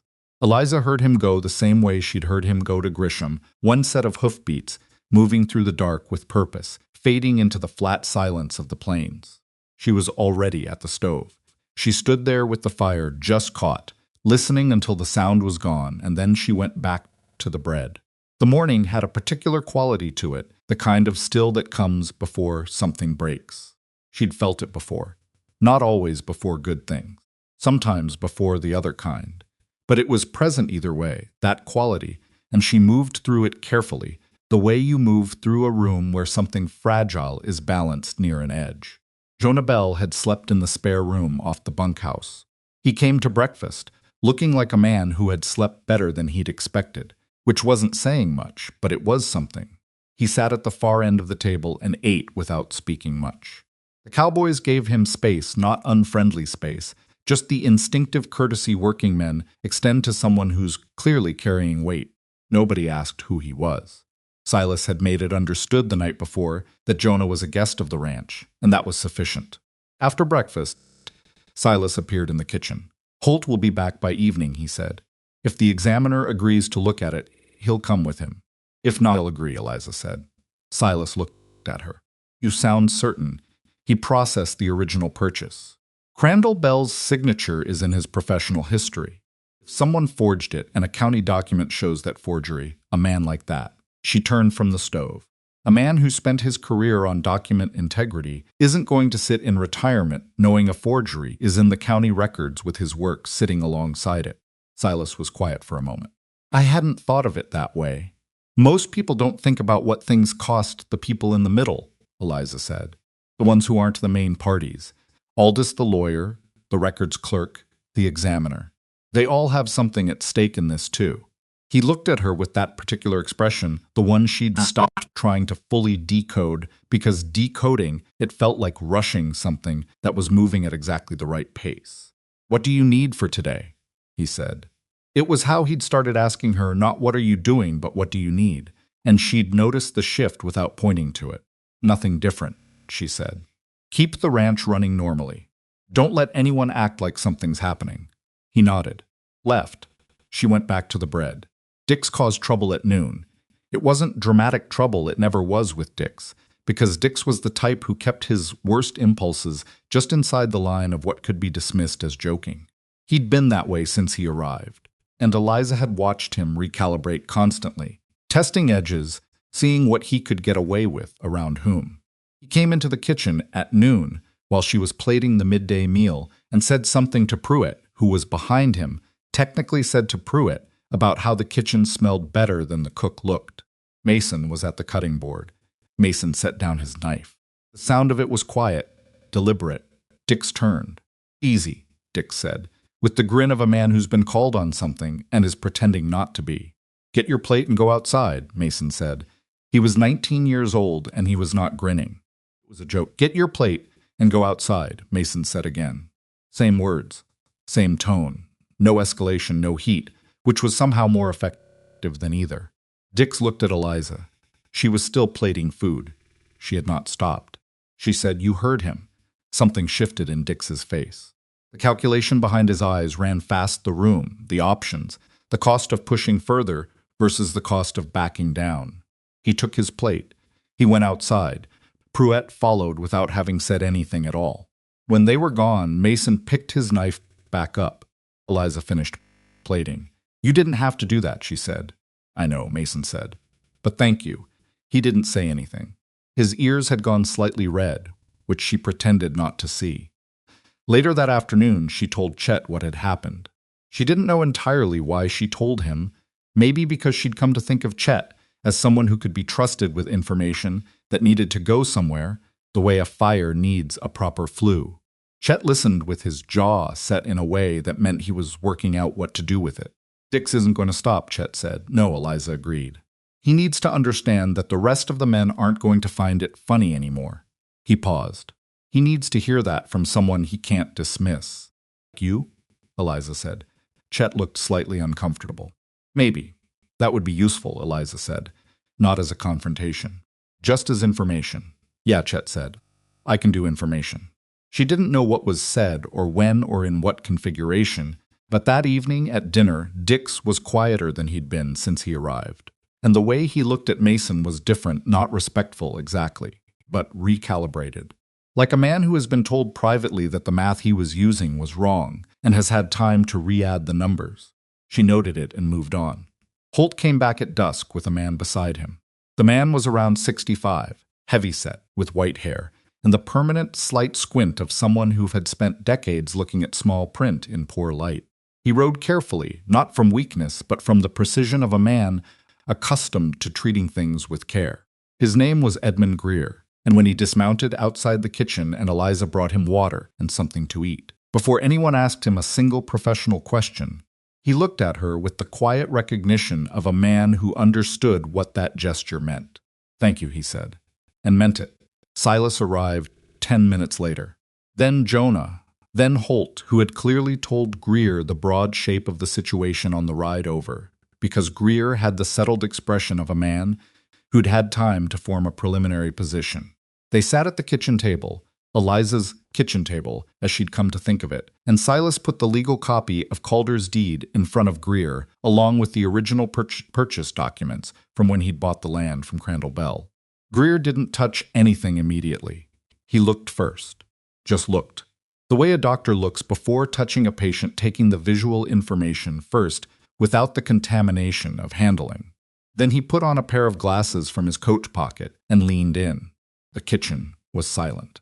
Eliza stood at the stove with her back partially turned, but her ears were sharp, and she was listening to everything. The sound of paper, the quiet, the breathing in the room. After 4 minutes, she counted, because she needed to do something with the waiting. Greer said, "May I have better light?" Holt moved the lamp closer. Another 2 minutes. Then Greer said, "The B." Jonah made a sound. Not a word, just a sound. "The capital B in Bell," Greer said. In the original purchase documents, across 7 different signature instances, the B shows a consistent leftward trailing hook. Slight, but consistent. It's a characteristic of this particular writer's grip. I noted it at the time of the original processing. He paused. This signature. He didn't raise his voice. He didn't need to. Does not have that hook. The B terminates straight. Silence. Additionally, Greer said, and turned to the 3rd page of Calder's deed, the numeral 3 in the date. Crandall Bell wrote his 3s from the bottom curve upward. Unusual formation. Present across all original documentation, he pointed. This 3 was written from the top down. Standard formation. Not his. Jonah had his hands flat on the table. His eyes were down. Silas said, "Would you put that in writing?" "I already intend to," Greer said. He straightened up, took his glasses off, looked at Silas directly. "Mr. Mercer, I processed the original deed for this land. My certification is on those documents. If a forgery using Crandall Bell's name has been filed in the county records, my professional integrity is implicated whether I act or not." He folded his glasses. "I would have come for nothing. The fact that you sent a reasonable man with honest intentions made the trip more pleasant, but the answer would have been the same." Eliza turned from the stove. "The second filing," she said. 18 months ago. There's something in the county records filed 18 months ago connected to Calder's claim. We don't know what it is yet." Greer looked at her. "An amendment, likely," he said, "or a supplementary exhibit. It's common when a fraudulent primary document has a gap you file something later that appears to fill it. Gives the original document a chain of support." He paused. "If the primary is fraudulent, the supplementary is built on nothing. But it takes someone who knows to look to see it that way." "And you know to look," Silas said. "I know to look," Greer confirmed. The next morning, Greer, Holt, and Silas's lawyer, who had ridden out from town on an emergency arrangement, went to the county records office together. Eliza stayed at Ironwood. It was the hardest part. She was not a woman who did well with waiting that she couldn't fill with something useful, and she filled it as best she could bread. The noon meal, conversation with Mason about technique that went longer than planned because he had started asking real questions, the kind that came from genuine curiosity rather than politeness. She answered all of them. Wade came to help with the kitchen mid-morning, which he'd started doing occasionally when the ranch work allowed. He was better. Not finished being not better because grief didn't finish, it just changed its dimensions. But he was present in a way he hadn't been when she arrived. He moved through the kitchen with a kind of quiet ease. "You nervous?" he said at one point. "Yes," Eliza said. She didn't see the point in pretending otherwise. "They'll find what they need," Wade said. "Maybe. No, I mean they will." He was washing a pot, and he set it to the pot in the same way Mason talked to potatoes when he was saying something he meant. Things like this, when you've done the work, right they go, the way they should. Eliza looked at him. "You really believe that?" she said. Not cynically, genuinely asking. Wade thought about it. "Not always," he said finally, "but more often than not. And when they don't, when it goes wrong, even when you did everything right, that says something about the other side, not about the work." He paused. "My father used to say justice was slow, but it had a long memory. A beat. He was wrong about women owning property, but he was right about that." Eliza almost smiled. "He sounds like a complicated man." He was, Wade said, and there was something in the way he said it that was different from how he'd spoken about his father before, less raw, more considered. More like a man describing someone he'd known fully rather than someone he'd lost. She didn't point to it, she just noted it, and felt the particular satisfaction of watching someone put something down that had been too heavy for too long. They came back at 4 o'clock. She knew from the way Holt rode through the gate straight back, pace unhurried, that it was not bad news. Holt under bad news moved differently. She'd cataloged enough of his movements by now to read the variations. Silas came directly to the kitchen. He sat down. She put coffee in front of him without being asked and sat across from him and waited. The original deed is confirmed fraudulent, he said. Greer's written statement covers the signature discrepancies and the handwriting analysis. The lawyer says it's enough for a criminal fraud case, not just a civil dispute. He wrapped both hands around the cup. The second document, the filing from 18 months ago, was an affidavit. Sworn statement from a man claiming to have witnessed Crandall Bell signed the original deed. A false witness, Eliza said. A paid one. Silas looked at his cup. The lawyer recognized the name on the affidavit. He's connected to Calder's business interests, not directly, not obviously, but connected. And the date of the affidavit is 18 months ago, which means Calder filed it as reinforcement after someone, probably Jonah, raised doubts about the original. So he knew the original might not hold, Eliza said. He knew. He built a second layer. Silas paused. But the second layer depends on the first one being legitimate. Greer's analysis takes the first one apart, and the whole structure comes down. Kitchen was quiet. What happens now? Eliza said. The lawyer files a formal challenge in county court. Greer submits his analysis. Jonah gives his testimony. And Calder Vane's political friends start doing the math on how much this is going to cost them to stay associated with. He exhaled slowly. It won't be immediate. Courts aren't immediate. But the lawyer says we're standing on solid ground. Eliza nodded. How solid? Solid enough that Calder's lawyer is going to know the moment hits the records office that his client built on sand. He looked at her. And men like Aldous, good lawyers who work for bad clients, they know when to start looking for the exit. She sat with that. Are you all right? She said. He looked at her, slightly surprised by the question. Not because it was inappropriate, because it was unexpected. Because most people had spent 11 years not asking him that. He stopped. Tried again. I'm relieved. And I'm angry. Both at the same time. It's a strange combination. It makes sense, she said. Relief and anger both come from caring about something. You cared enough about this land to fight for it. So both of those things are sitting in you at the same time right now. He looked at her. How do you do that? He said. Do what? Say the thing that makes the most sense out of whatever I'm trying to describe. She considered. I spent a lot of years watching people not say what they actually meant, she said. Watching them dress it up, or minimize it, or apologize for it. After a while, you just get impatient with the indirection. It's easier to say the thing. His mouth did the thing again, that not quite smile, that had become one of her reference points for his actual interior state, the expression that appeared when something had gotten through whatever he'd put between himself and the world. It is, he said, easier. He drank his coffee. They sat in the kitchen as the October light went flat and purple outside the window, and the sounds of the ranch settled into its evening rhythm around them. And neither of them said anything for a while. And both of them were fine with that. Calder Vane did not wait for the formal challenge to reach him through official channels. He had sources in the county records office, of course he did. A man like Calder maintained information pipelines the way other men maintained fences, and he knew within 24 hours that something had been filed, that Greer's name was attached to it, and that Jonah Bell had apparently materialized at Ironwood Ranch from wherever he'd been hiding in Grisham. He rode in on a Saturday morning. No hired men this time.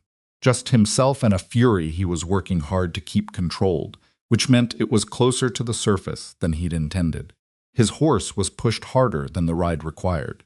He came through the gate at a speed that scattered two of the younger hands who'd been near the entrance, and he pulled up hard enough that the horse threw its head in protest. Eliza was outside the kitchen. She'd been outside because she'd been carrying the morning's water, and she'd heard the hoofbeats from 50 yards off that pushed pace, and she'd set the bucket down and stood where she was, because something in her understood that moving would be the wrong response. He saw her immediately.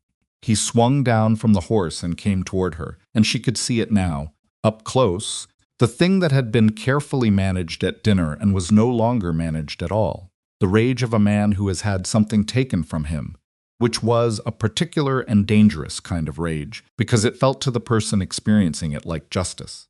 He stopped in front of her. He looked at her the way he'd looked at her the first time up and down, Slowly, but none of the dismissal was there now. What was there instead was something uglier. "You've made yourself comfortable, haven't you?" he said. It landed the way he meant it to land. All of it in those words, the implication about her body, about her presumption, about the fact of her existence in a place he'd decided didn't have room for her. Every version of that sentence she'd heard across her entire adult life compressed into 6 words. Eliza looked at him, not around him, not past him, at him, with the full, settled, unafraid directness of a woman who has heard every variation of that sentence and has decided, some time ago, that it says nothing about her and everything about the person saying it. "I live here," she said. He laughed. It was not a pleasant sound. She does live here." The voice came from behind Eliza and slightly to her left. She didn't flinch. She didn't turn. She already knew that voice in every register. Silas stepped up beside her. He was not loud. He was not theatrical. He said it the way a man states a fact he has no uncertainty about, in the voice he used when something was settled and he was simply reporting the settlement. "And you'll speak to her with respect while you're standing on my land." Calder turned the full weight of his fury toward Silas. "Your land," Calder said. "That's a convenient belief you're holding on to, Mercer. Given what I know about what your people have been filing." "People," Silas said, "have been filing the truth, which I understand is uncomfortable given what you filed." "I have documentation. You have a forgery," Silas said, still not loud, "and a paid affidavit supporting the forgery. And a document examiner with 30 years of county record experience who has put his name to a detailed analysis of why Crandall Bell's signature on your deed is not Crandall Bell's signature." Something moved through Calder's face. He was fast, she'd give him that. He was fast at controlling his surface, but she'd been watching him since the dinner, and she saw the thing that moved before it was managed. Fear. Not overwhelming, not consuming, but present. A man who has been operating from the assumption that no one can prove what he's done encountering, possibly for the first time, the specific face of being wrong about that. He recovered. "Greer is a retired clerk," Calder said. "A defense of that document will require more than the opinion of." "Jonah Bell is here," Eliza said. She said it quietly. To Calder, looking directly at him, he turned back to her. She continued.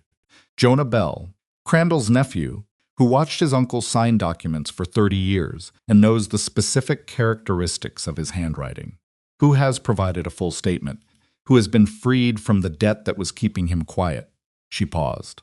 "He's at Ironwood right now. He came voluntarily, with nothing asked of him in exchange." Calder stared at her. For the first time since he'd ridden through that gate 3 weeks ago, he was looking at her. Actually looking. Not the dismissive up and down. Not the performance of looking. Seeing her, recalculating every assumption he'd made from the moment his horse's shoulder had knocked water across her boots. "You," he said. Not a full sentence. More like the beginning of a recognition. "Me," Eliza said. Behind her, she heard movement. She didn't look, but she heard it, boots on ground. Multiple pairs, the specific sound of men positioning themselves not aggressively but presently. She knew those footsteps. Wade Mason, Chet, the older hands. Holt. Nobody said anything. Nobody needed to.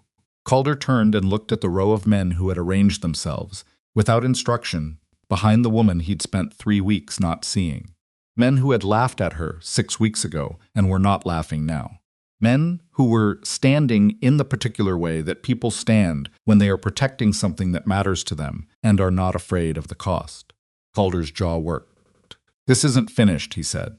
To Silas, not to her, because even now, even caught, he couldn't bring himself to address the threat in its actual form. "Yes, it is," Silas said. "Ride off my land, Vane. And the next time you send anyone here, your hired men, your lawyer, a messenger, you make sure they come with courtesy. Because I'm not inclined to extend any to you after today." Calder stood there for 3 more seconds. Then he went to his horse. He mounted without looking back. He rode through the gate at a pace that was controlled. She could see the control, the effort it took, and then the hoofbeats accelerated, and he was gone. The yard was silent. Then Chet let out a long breath and said, "Well." Someone else laughed, quietly at first, and then less quietly. The specific, laughter of a group of people who have been holding tension for a long time and have just been given permission to release it. Wade stood beside Eliza. "You all right?" he said. "Yes," she said, and meant it. She bent, picked up her water bucket, and went back into the kitchen. The formal legal process moved the way legal processes move, not quickly, but with a direction that became clearer as it went. Calder's lawyer Aldous filed a response, but it was the response of a man managing a retreat rather than a defense. The language, Silas's lawyer told him, was careful in a way that was designed to minimize Aldis's own liability rather than to win the case. Within 2 weeks of the challenge being filed, 2 of Calder's political allies had quietly distanced themselves. One sent a letter which Silas showed Eliza one evening at the kitchen table that was a masterpiece of saying nothing, while technically saying something, a complete withdrawal of support dressed in the language of neutrality. "He's already lost," Silas said. "He knows it," Eliza said. "He's been losing since the dinner. He just didn't see it happen." Silas looked at her, because he wasn't watching the right person in the room. "He was watching you," Eliza said. "That's what men like Calder do. They watch the other man at the head of the table, and they manage that person. They don't watch the kitchen." "Their mistake," Silas said. Repeatedly, she said. He was quiet for a moment. "Jonah's going back to Grisham next week," he said.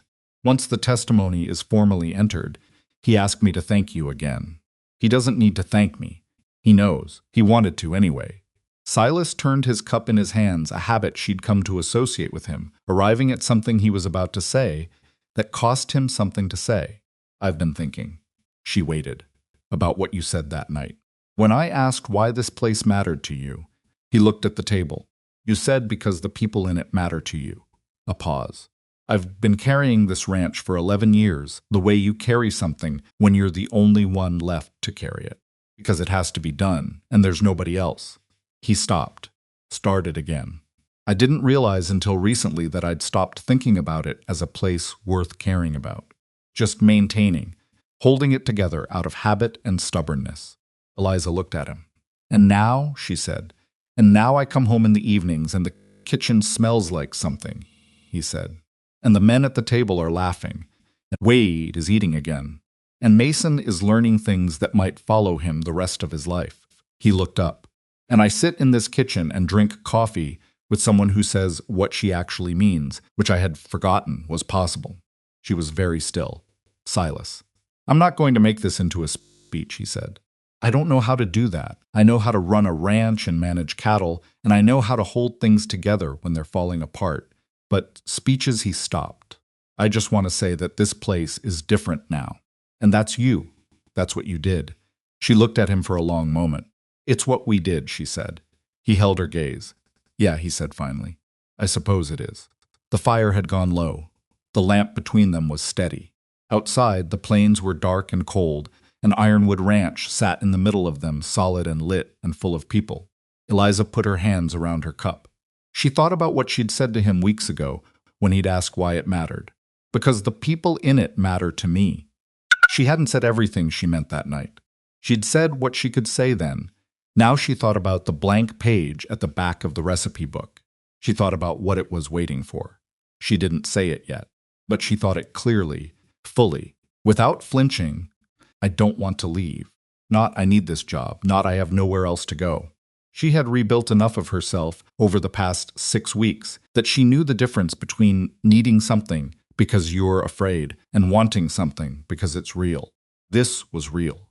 Whatever was sitting in this kitchen between 2 people who had started as employer and employee and had gradually become something neither of them had been careful enough to prevent, that was real. She wasn't afraid of it. She wasn't going to rush it either. She sat with it the way she sat with the good moments fully, without grabbing at them. "The deed," she said, "when it's formally invalidated. What happens to the eastern pasture? It stays mine," Silas said. "Same as it always was." "And Calder?" "Fraud charges, the lawyer thinks. Depending on how aggressive the county wants to be." He paused. "He won't walk away clean from this." "Good," Eliza said. "Not vicious. Just clear." Silas looked at her with a slight expression of surprised appreciation, the look of a man who had expected her to soften the word and had found that she didn't. "Good," he agreed. "The evening the deed was formally invalidated, A Tuesday, mid-November, gray sky and cold enough that the breath showed outside. Eliza made dinner the way she'd always made dinner. She didn't announce anything. She didn't tell the men in advance what the meal was for. She just cooked. But she cooked the way you cook when you're feeding people who have earned what's on the table. Slow-roasted beef, which took all day and filled the entire kitchen with a smell that moved through the bunkhouse by 3 o'clock and had men finding reasons to pass by the kitchen door by 4. Fresh bread, 3 loaves, enough for everyone with some to spare. Potatoes she'd done properly, with enough butter that Holt would make a comment about the supply budget and she would ignore it. Pie. 2 pies, because Mason had asked to make the second one, and she'd let him, standing beside him the whole time, correcting his pastry technique twice, and then leaving him alone to finish. His pie was slightly uneven on one side. It tasted exactly right. Silas arrived last again, same as that first night, same empty chair at the head of the table, same plate she'd kept warm. He sat down. He looked at the table, the whole table, all of it, 36 men talking and passing bread and refilling each other's cups, and he looked at it for a moment longer than he needed to. Then he looked at Eliza, who was standing in the kitchen doorway. She raised an eyebrow. He said nothing. He picked up his fork and ate. And that was exactly enough. Later, when the plates were cleared and the men had drifted back toward the bunkhouse, Silas stayed to help clear the table. Not all of it, she was faster than him. And he got in the way twice, which she told him without softening it, but he stayed. He picked up plates and carried them to the kitchen and stacked them with the focused attention of a man doing something he considers worth doing correctly. When the table was clear, he stood in the kitchen doorway and looked at her. "Thank you," he said, "for tonight." "It's my job," she said. "No," he said. "The cooking is your job. Tonight was something else." She looked at him across the kitchen. She thought about the blank page. "Silas," she said. "Yeah, you know I'm not going anywhere." It was not a question. It was not quite a declaration. It was the kind of thing you say when you want someone to hear it, without either of you having to make it more than it is yet. He stood very still. "I know," he said. "All right then," she said. She went back to the dishes. He stayed in the doorway for another moment, long enough that she could feel him there, even with her back turned. Then he said good night. She said good night back, and the lamp on the table between the dish basin and the stove burned steady in the empty kitchen, and outside Ironwood Ranch sat solid and safe in its own. And somewhere on the far end of the county Calder vein was sitting with the wreckage of what he'd thought was certainty, and in the cook's quarters off the back of the kitchen, a battered recipe book sat on a narrow shelf with a blank page at the back that was still waiting. But not, Eliza thought, for very much longer. The blank page stayed blank through November. Eliza didn't force it.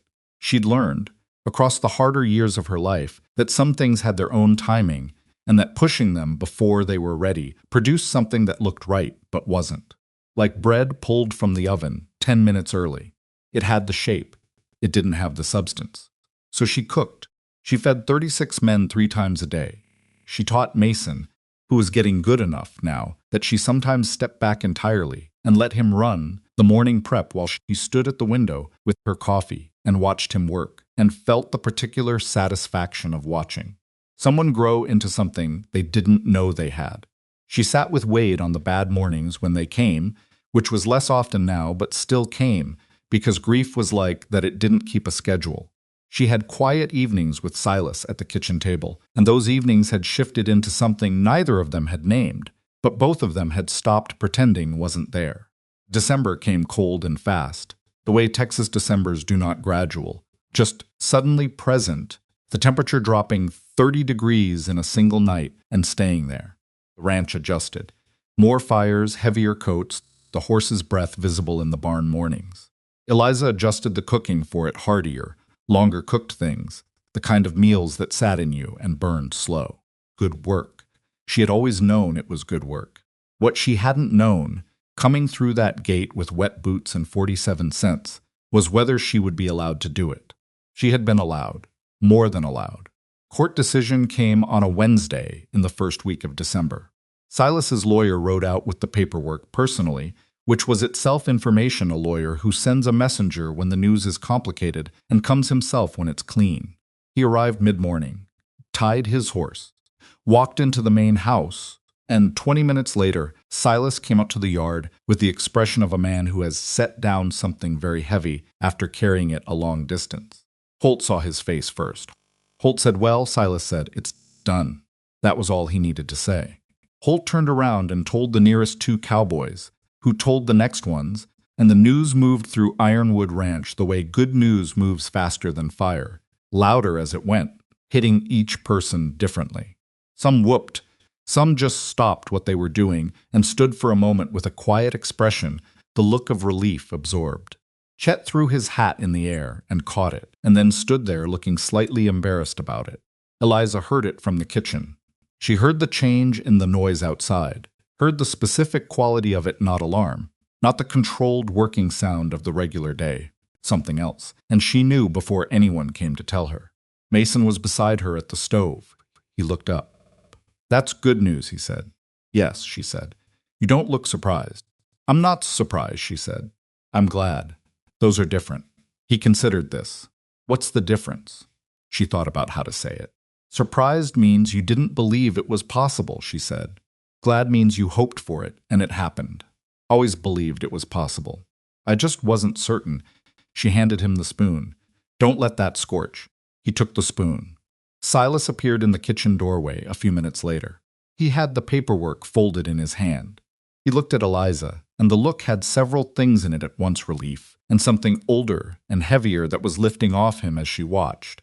The years of holding this place together under the growing shadow of what Calder had been building, all of that releasing at once. He held up the paperwork.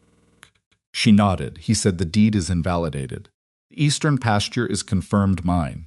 Calder is facing formal fraud charges. The county prosecutor took it up. Aldous withdrew from representing him yesterday." He paused. He has nobody left to stand beside him. "His own doing," Eliza said. "His own doing," Silas agreed. He crossed the kitchen and set the paperwork on the corner of her table, which was not where papers usually went, which was where important things went when he wanted them near something that felt like home. "Thank you," he said. "You already said that," she said. "I know." He looked at her. "I'll probably keep saying it." "You should find a different way to say it eventually," she said. "It'll get repetitive." He almost laughed. Closer than she'd seen before. A real laugh sitting just at the edge of his expression. And she filed that away, too. The same way she filed all the things about him that she'd accumulated without intending to. "I'll work on that," he said. Calder Vane did not leave quietly. She hadn't expected him to. Men like Calder, rarely did they had too much invested in the version of themselves that was never wrong, never caught, never the villain of the story. When the county prosecutor filed formal charges, Calder's response was to hire a new lawyer from out of county and issue a statement, which made its way back to Ironwood via the gossip channels that existed in every rural county and which everybody used and nobody admitted to, calling the fraud charges politically motivated and the document analysis flawed. Nobody believed him. That was the thing about men who operated through the accumulated trust of a community. When that trust was broken, it broke completely. His political allies had already gone. His business partners were reviewing their connections. And the specific men who had worked for him over the years, the hired hands who'd flanked him on that first ride into Ironwood, had apparently found other employment with remarkable speed. The charges moved through the legal system at legal system pace, which was not fast. But they moved, and the eastern pasture stayed where it had always been, inside Ironwood's fence line, exactly as Silas's original deed said it should. Jonah Bell sent a letter from Grisham in December. Eliza read it at the kitchen table one evening with Silas across from her.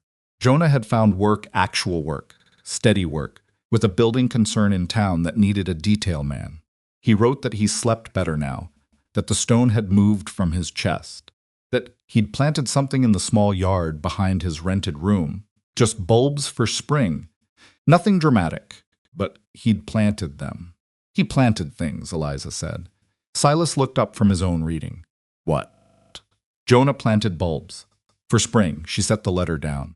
He hadn't planted anything. For 2 years he'd been living like someone who wasn't sure they'd be in the same place next season, because he wasn't. And now he planted things. Silas looked at her. That's everything, Eliza said. That's the whole story, really. When a person plants something for the future, that's when you know they're back. Silas was quiet for a moment. I planted an orchard, he said. When Clara died, 7 years ago, he looked at the table. I remember thinking it was almost an act of stubbornness. Like I was planting it because she would have wanted it, and I was going to be damned if her death was going to stop things from growing. He paused. I barely looked at it after that. I kept the trees alive, but I didn't think about what they were for. Eliza said, "What are they for?"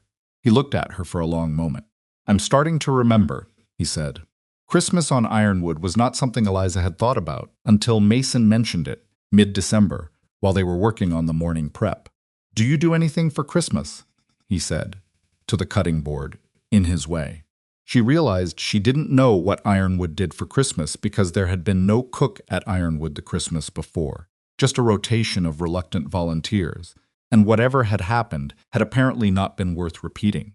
"What do you want to do for it?" she said. He looked up, surprised she'd asked. "My grandmother used to make a big meal," he said. "Not fancy, just big. Everybody at the table, even people who didn't have somewhere else to go." She looked at him. "Does this ranch have people who don't have somewhere else to go?" He thought about it. "Wade. He hasn't been home since his father died. I don't think he knows what to do with the holiday yet." He paused. "Holt doesn't have family in the county." And he stopped. "And," she said, "there are a couple ranchers nearby who are older on their own. I hear the men talk about them sometimes. Widowers. One of them lost his ranch last year to a drought and is renting a room in town. He looked slightly uncertain, like he'd gone further than he'd meant to. That's probably too many people." "That's not too many people," Eliza said. He blinked. "Go talk to Holt," she said. "Get me a list. Names. How many people? Dietary. Just ask if anyone can't eat certain things." She went back to the stove. "Ask Silas." "Ask Silas what?" "Whether he's willing to open the table." Mason went and asked Silas, who said yes without hesitation, in a way that told Eliza he'd probably been thinking about it himself and hadn't known how to start the conversation. Christmas dinner at Ironwood that year had 43 people at the table. The long dining table had 2 extensions added to it, boards that Holt found in the barn, and that 3 of the cowboys spent Christmas Eve fitting and sanding and covering with clean cloth, grumbling the whole time in the good-natured way that men grumble when they're doing something they actually want to do. 2 neighboring widowers came, a family with 4 children whose father had worked at Ironwood 2 seasons back and had since moved on, but not far. The older man from town, his name was Harold. He was 71. He wore his best coat, and his hand shook slightly when he sat down, and he ate 2 full plates and a piece of Mason's pie, and said it was the best meal he'd had since his wife passed 6 years ago. Mason heard that. Eliza watched Mason hear it. She watched the specific thing that happened to a 19-year-old young man when the thing he'd been quietly ashamed of, the kitchen knowledge, the pie-making, the grandmother-taught instincts he'd thought made him soft, was named out loud by a 71-year-old man as the best meal he'd had in 6 years. Something settled in Mason Pike on that Christmas in a way she thought he'd carry the rest of his life. Wade sat at the table and ate and laughed at something, Chet said, and the laugh was real. Not performed for the occasion, just real. She looked at him from the kitchen doorway and thought, there he is. Person who had been inside all along, under the grief, waiting for it to get light enough to come back out. He caught her looking. He raised his cup slightly. She raised hers back. Silas sat at the head of the table and watched it all. She watched him, watching the way his eyes moved around the room, taking it in. 43 people at his table on Christmas. The noise of it, the children running between chairs, the bread baskets getting refilled for the 3rd time. Old Harold telling a story to Holt that was apparently getting funnier as it went. Silas sat in the middle of all of that, and she could see the exact moment it moved through him, the recognition, arriving fully and without deflection for what might have been the first time in years, that this was his, that this was what the ranch was for. He looked across the room and found her in the kitchen doorway. He held her gaze. She held it back. She went back to the kitchen. January was the month he stopped finding reasons. It happened gradually, and then completely, the way things that have been building for months finally arrive. He came to the kitchen in the evenings without any pretense of logistics. He sat down, poured his own coffee, and talked to her or sat in comfortable silence when neither of them had words and the space between them had narrowed in the way that space narrows between people who have spent enough time being honest with each. Other that pretending distance is no longer available. One evening in late January, she came into the kitchen and found him sitting at the table with her mother's recipe book open in front of him. She stopped in the doorway. He looked up. He had the expression of someone who has been caught at something but has decided not to be embarrassed about it. It was on the shelf, he said. I know where it was, she said. She came in, sat across from him, looked at the page he'd been reading, her mother's handwriting, cramped and sideways. A recipe for winter stew with a note in the margin that said, add more vinegar than you think, in the practical shorthand of a woman who trusted future readers to understand. She wrote in the margins, Silas said. She wrote everywhere, Eliza said. She said a recipe without notes was a recipe that hadn't been used enough. He turned a page, then another. He was reading it with the attention he gave to things that mattered. She sounds like someone worth knowing, he said. She was, Eliza said. She was difficult and opinionated, and she had no patience for self-pity, including her own. She also had the best instincts of any cook I've ever seen. She looked at the book. I'm still finding things in there I didn't know she knew. He turned to the back of the book, the blank page. He looked at it for a moment. You've never written anything on this page, he said. No, why? She looked at the blank page for a moment. Questions she'd been sitting with since October, since the first night she'd touched it and felt the shift of something beginning. Because it wasn't ready, she said, and I wasn't ready. And I needed to know what I was writing. He looked up from the book. Do you know now? He said. She looked at him. Almost, she said. He held her gaze. He said, you walked onto this ranch with 47 cents while half these men were laughing at you. You said that before, she said. I know. He didn't look away. Keep thinking about it. What it took to walk through that gate and stay. What it cost you that you never let anyone see. It didn't cost me as much as you think, she said. I'd already paid most of that cost before I got here. That's the part that... He stopped. Tried again. That's the part I can't stop thinking about. That you'd paid it, and you came anyway. Knowing you were going to face the same thing here that you'd faced everywhere else. And you came anyway. I needed work, she said. No, he said. People who need work take what's available and tolerate the rest. You didn't tolerate anything. You changed it. He closed the recipe book. You changed me. I want you to know that I know that. The kitchen was very quiet. Silas, she said. I spent 6 years telling myself that keeping this ranch running was enough, he said. That it was what Clara would have wanted, the land kept, the men employed, the work continuing. And I think that was true for a while. I think that was what I needed it to be. He looked at his hands. Somewhere, it stopped being grief and started being habit. The kind of habit that looks like strength but is actually just not trying. She said nothing. She let him have the space. And then you walked into my kitchen, he said, and the food was extraordinary. And the room got quiet, and I asked who you were. He looked up, and I've been finding out ever since. And He stopped. Something moved through his face, not weakness. The opposite. The particular look of a man who has decided to be completely honest and is steadying himself for it. I'm in love with you. I need to say that plainly, because I'm not good at things that aren't plain. Eliza sat very still. She had known it was coming not with certainty, but with the knowledge that comes from watching someone carefully for months. From knowing the temperature of every room they walk into and the specific way their expression changes in your presence, and the fact that they have started sitting with you every evening without any pretense of needing a reason. She had known, and she had let it come at its own speed, because forcing it would have been wrong for both of them. Now it was here. She looked at him, this man who had been carved down to something essential by years of loss and work and solitude, who was not easy, and had never pretended to be, who was stubborn and sometimes too quiet, and had a face that did not give things away easily, which meant that when it did, she believed every word of it. I know, she said. He blinked. You knew, he said. I suspected, she said, for a while. He looked at her. You're not going to make this simple, are you? I was going to, she said. And then you said I suspected sounded more honest. What do you mean? She looked at him directly. Silas, I've loved this place and these people since about the 3rd week, she said.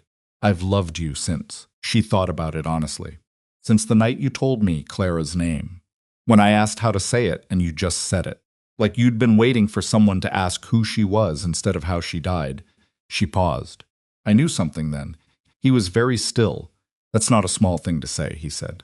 No, she agreed. It isn't, Eliza. I'm not finished, she said. I need to say one thing first. She looked at him steadily. I am not a small person. Not in the way people mean it, and not in the way I mean it.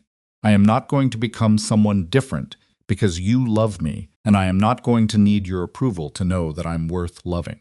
I worked that out before I met you, and I'm keeping it. She paused. Can you live with that? He looked at her. Yes, he said, without hesitation. You didn't think about it.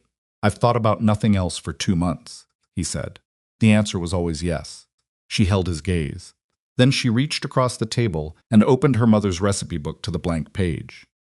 She got up, found the pen she kept on the shelf, came back, sat down. She wrote. He watched her write. Ironwood Ranch, the place where I stopped surviving and started living. She put the pen down. He looked at what she'd written. There's room for more, he said. I know, she said. I'm not finished yet. He asked her to marry him on a Sunday morning in February, before sunrise, when the kitchen was just warming and the bread was just started, and the sky outside was the specific dark blue that happens in the hour before it turns pink. He didn't make a ceremony of it. He came into the kitchen while she was working and stood beside her at the stove and said, I want you to stay. Not as the cook, as my wife. I want this to be yours the way it's mine. She didn't answer immediately. She turned the bread dough. He waited. You know I'll still cook, she said. I know. And I'll still have opinions about how this ranch is run. I know that too, and I'm not going to be quiet about them. Eliza, he said, have you ever been quiet about them? She almost smiled. She put the dough aside to rest and turned to face him. Yes, she said. He let out a breath slow, not quite a sigh, the specific release of someone who has been holding more tension than they'd admitted. Yes, he said. She said, don't make me say it again, you heard me.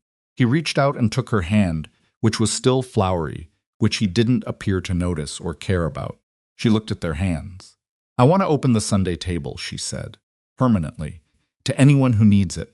Widows, struggling families, travelers, whoever needs somewhere to sit and eat. All right, he said, and Mason gets a proper apprenticeship. Official, with pay. He's good enough to earn it.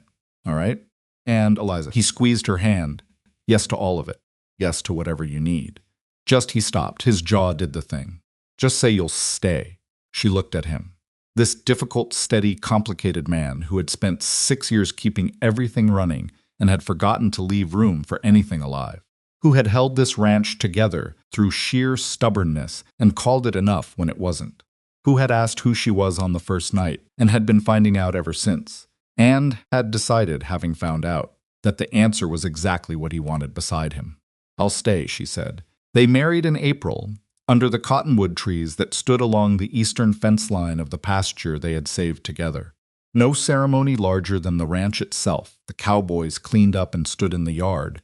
Holt as witness. Mason with an expression of concentrated effort to not show how much the occasion was affecting him, and failing completely. Wade, standing straight with color in his face, and the look of a man who had come back far enough to be genuinely happy for someone else. Eliza wore her best dress, which was not fancy, and Silas wore his best coat, which was not fancy either. And neither of them had any illusions about being anything other than what they were. Two imperfect people who had chosen each other with their eyes open. The cottonwoods were just beginning to come out, pale green, the specific hopeful color of things that have survived winter and are starting again. After they ate. Of course they ate. Eliza had spent 3 days on it, and Mason had spent those same 3 days beside her. And the table that day had more people than Christmas, because Silas had sent word through the county, and people came, some of whom Eliza had never met, and some of whom had heard about the woman at Ironwood who opened her table on Sundays and wanted to see for themselves. They saw. Old Harold came back. He sat beside 2 strangers, and by the end of the meal they weren't strangers anymore, which was how tables worked, which was the whole point of tables. The Sunday dinners became known throughout Red Hollow County over the following years. People talked about them the way people talk about places that have become something more than what they started as a ranch kitchen that fed travelers, a table that nobody had to earn a seat at, a cook who remembered your name the second time you came and what you'd eaten the first time, and asked about the thing you'd mentioned in passing, like she'd been keeping the information somewhere safe. She had been. That was just who she was. Mason became her official apprentice by spring and her assistant cook by the following year. He was 21 by then and had the hands and the instincts and the particular patience that good cooking requires, and he had stopped being embarrassed about any of it, which Eliza considered the more important development.